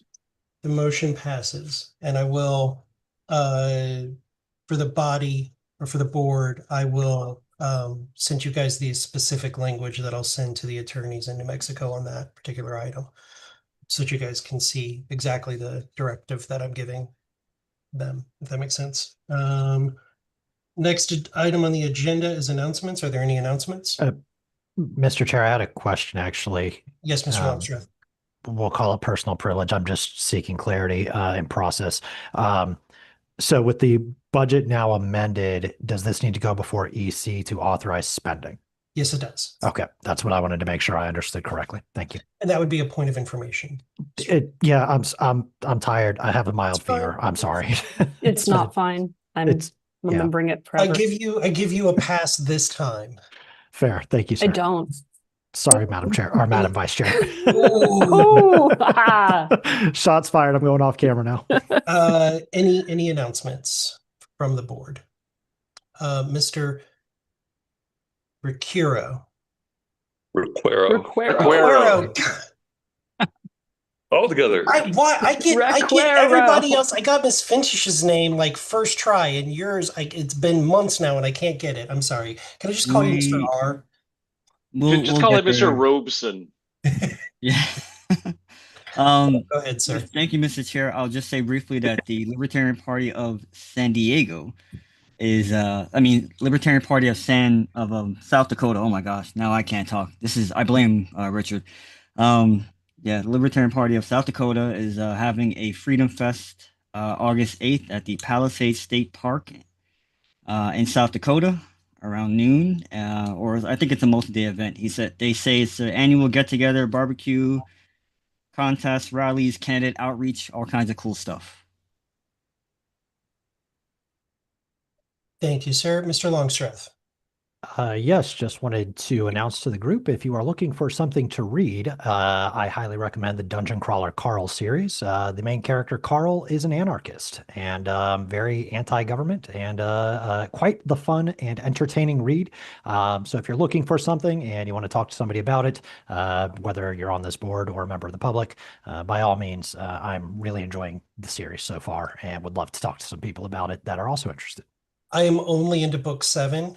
Fantastic. I think it's 9. I think there's 9 books now. The 8th has come out. The 9th and 10th are still remaining. Yep. But I need to read that soon because they're producing a series. I think they are. Yeah. Miss Hayes, then Miss Griffiths, and then Mr. Ford. Miss Hayes. Yeah, I just want to share, since we have the resolution against the surveillance state here in Kansas, if you haven't seen the news, we worked with the Kansas Justice Institute to sue the city of Wichita on the basis that just the presence of flock cameras is violating the Kansas Constitution, which is the one about unlawful search and seizure. Can't remember exactly which one it is in the state constitution, but that's gotten lots of media attention for our local DFLOC group, which has a lot of people in the LP also working in it. I think Reason picked it up, and we expect this to go pretty far. And I think too that this is something you could look at doing in your own states, especially if you have similar litigation centers. If that's something you're interested in doing, let me know. I can try to make contacts. That was really my contribution to this, was they were looking for a plaintiff, and I tried to get as many people that could potentially be plaintiffs in the rooms for the case. So very exciting. We expect it to be a long, drawn out process. But what I want to see is that this happen in more states and in more cities. So if you're interested in that, again, all I can do is make the connection and go from there. Thank you, Ms. Hayes. Madam Vice Chair, Mr. Ford, then me. Since Mr. Longstreth opened up this can of worms, and because Mr. Chair teased me about this over the phone the other day, I recommend that people read Darkness at Noon by Arthur Koestler, and you need to get this particular translation, which is new. The introduction is by Michael Scamell, I believe. It's very, very good. It's wonderful, and you should read it. And it's not at all pretentious, as the chair asserts. Thank you for your attention to this matter. Thank you, Madam Vice Chair, for your completely wrong recommendation. So good. Mr. Ford. Yes, a city called Woonsocket in Rhode Island was so poor, how poor is it, that they were unable to conduct their summer lunch meal program, which was supposed to be federally funded. So who the hell knows where the federal fund went? So they canceled it. Libertarians in Rhode Island, in addition to another organization, said, screw this, we'll take it over. And we've so far done this summer over 1,100 meals at no taxpayer expense, all privately funded and privately conducted with an all-volunteer army. So it proves that libertarians can replace the state. And I would encourage everyone to explore these opportunities, because as these city school systems fall into the ocean, literally, because their incompetence and their waste and their piggishness, libertarians have an opportunity to simply take the ball and run with it. We'll be doing a press conference this week to, a little bit of spike in the football. We'll just say it like that. So for those who have supported us in these efforts in the past, we thank you. Thank you, Mr. Ford. I have a couple of announcements. The first one being, Missouri. The state of Missouri has a primary this Tuesday, and there are a significant number of constitutional amendments on the ballot, including one that would gut their citizen petition process in that state. So if you're interested in knowing more information, please go to the LP Missouri website, which I believe is lpmo.org. Second, thank you to the board members who have submitted articles for publication by the LNC, specifically Mr. Flores. Thank you for your work, and Ms. Griffiths for tampering with it. Please submit those articles as well to the members. Please, if you have something going on in your community and you would like to submit an article for the LP to publish, please let us know. You can go to, I think it's lpnews@lp.org that you can email it to, or to at least get information on how to submit it. We do have a submission process that I don't remember right now. And I highly recommend reading the original Starship Troopers by Robert Heinlein, one of my favorite books. It's in my top 10. And then we will go to Mr. Hanush, Ms. Robson, and then Mr. Nikela. Mr. Hanush. Yep, thank you, Chair. And you stole a little bit of my thunder. I was going to mention there are elections going on in Washington State for a couple of our candidates, as well as Florida on the 18th of August. So there are libertarians getting hopefully elected all the time. So vote Libertarian. Thank you. Thank you, Mr. Hanush. Ms. Robson. This is, I guess, an announcement, but I just thought that I'd say it because you were talking about LP News. I did submit something for LP News, which is in memory of Paul Lanahan from California. Mr. Lanahan passed this last weekend. He was an amazing person. He worked hard for liberty. And I just wanted to bring him to this meeting in the hopes that we could all take maybe at least 30 seconds of silence to wish him peace, because he's gone through so much. Thank you, Ms. Robson, and please pass along our condolences to his friends and family and colleagues. Thank you. Mr. Nikela. I would be remiss, since we're giving out book recommendations, not to recommend The Fighting Bunch by Chris DeRose. It's the true story of the Battle of Athens, an armed uprising by World War II veterans against a corrupt political machine for the right to vote. And it's the only successful rebellion on U.S. soil since the revolution, if you don't count the Conch Republic. So amazing book, highly recommended. It's a good read. Thank you, Mr. Nikela. Also, if you are interested in, somebody turn off the vice chair's video feed. If you'd like to know more about the Libertarian Party, you're interested in working with your local county or state affiliate, if you're interested in running for office, please give us a call at 1-800-ELECT-US. And with that, I would entertain a motion to adjourn. So moved. It's been moved by Mr. Redpath. Is there a second? Seconded. All those in favor say aye. Aye. Aye. Aye. Hey, All those What? opposed There's say always nay. one. We are adjourned at 10:22. You may stop the recording and broadcast, Mr. Secretary.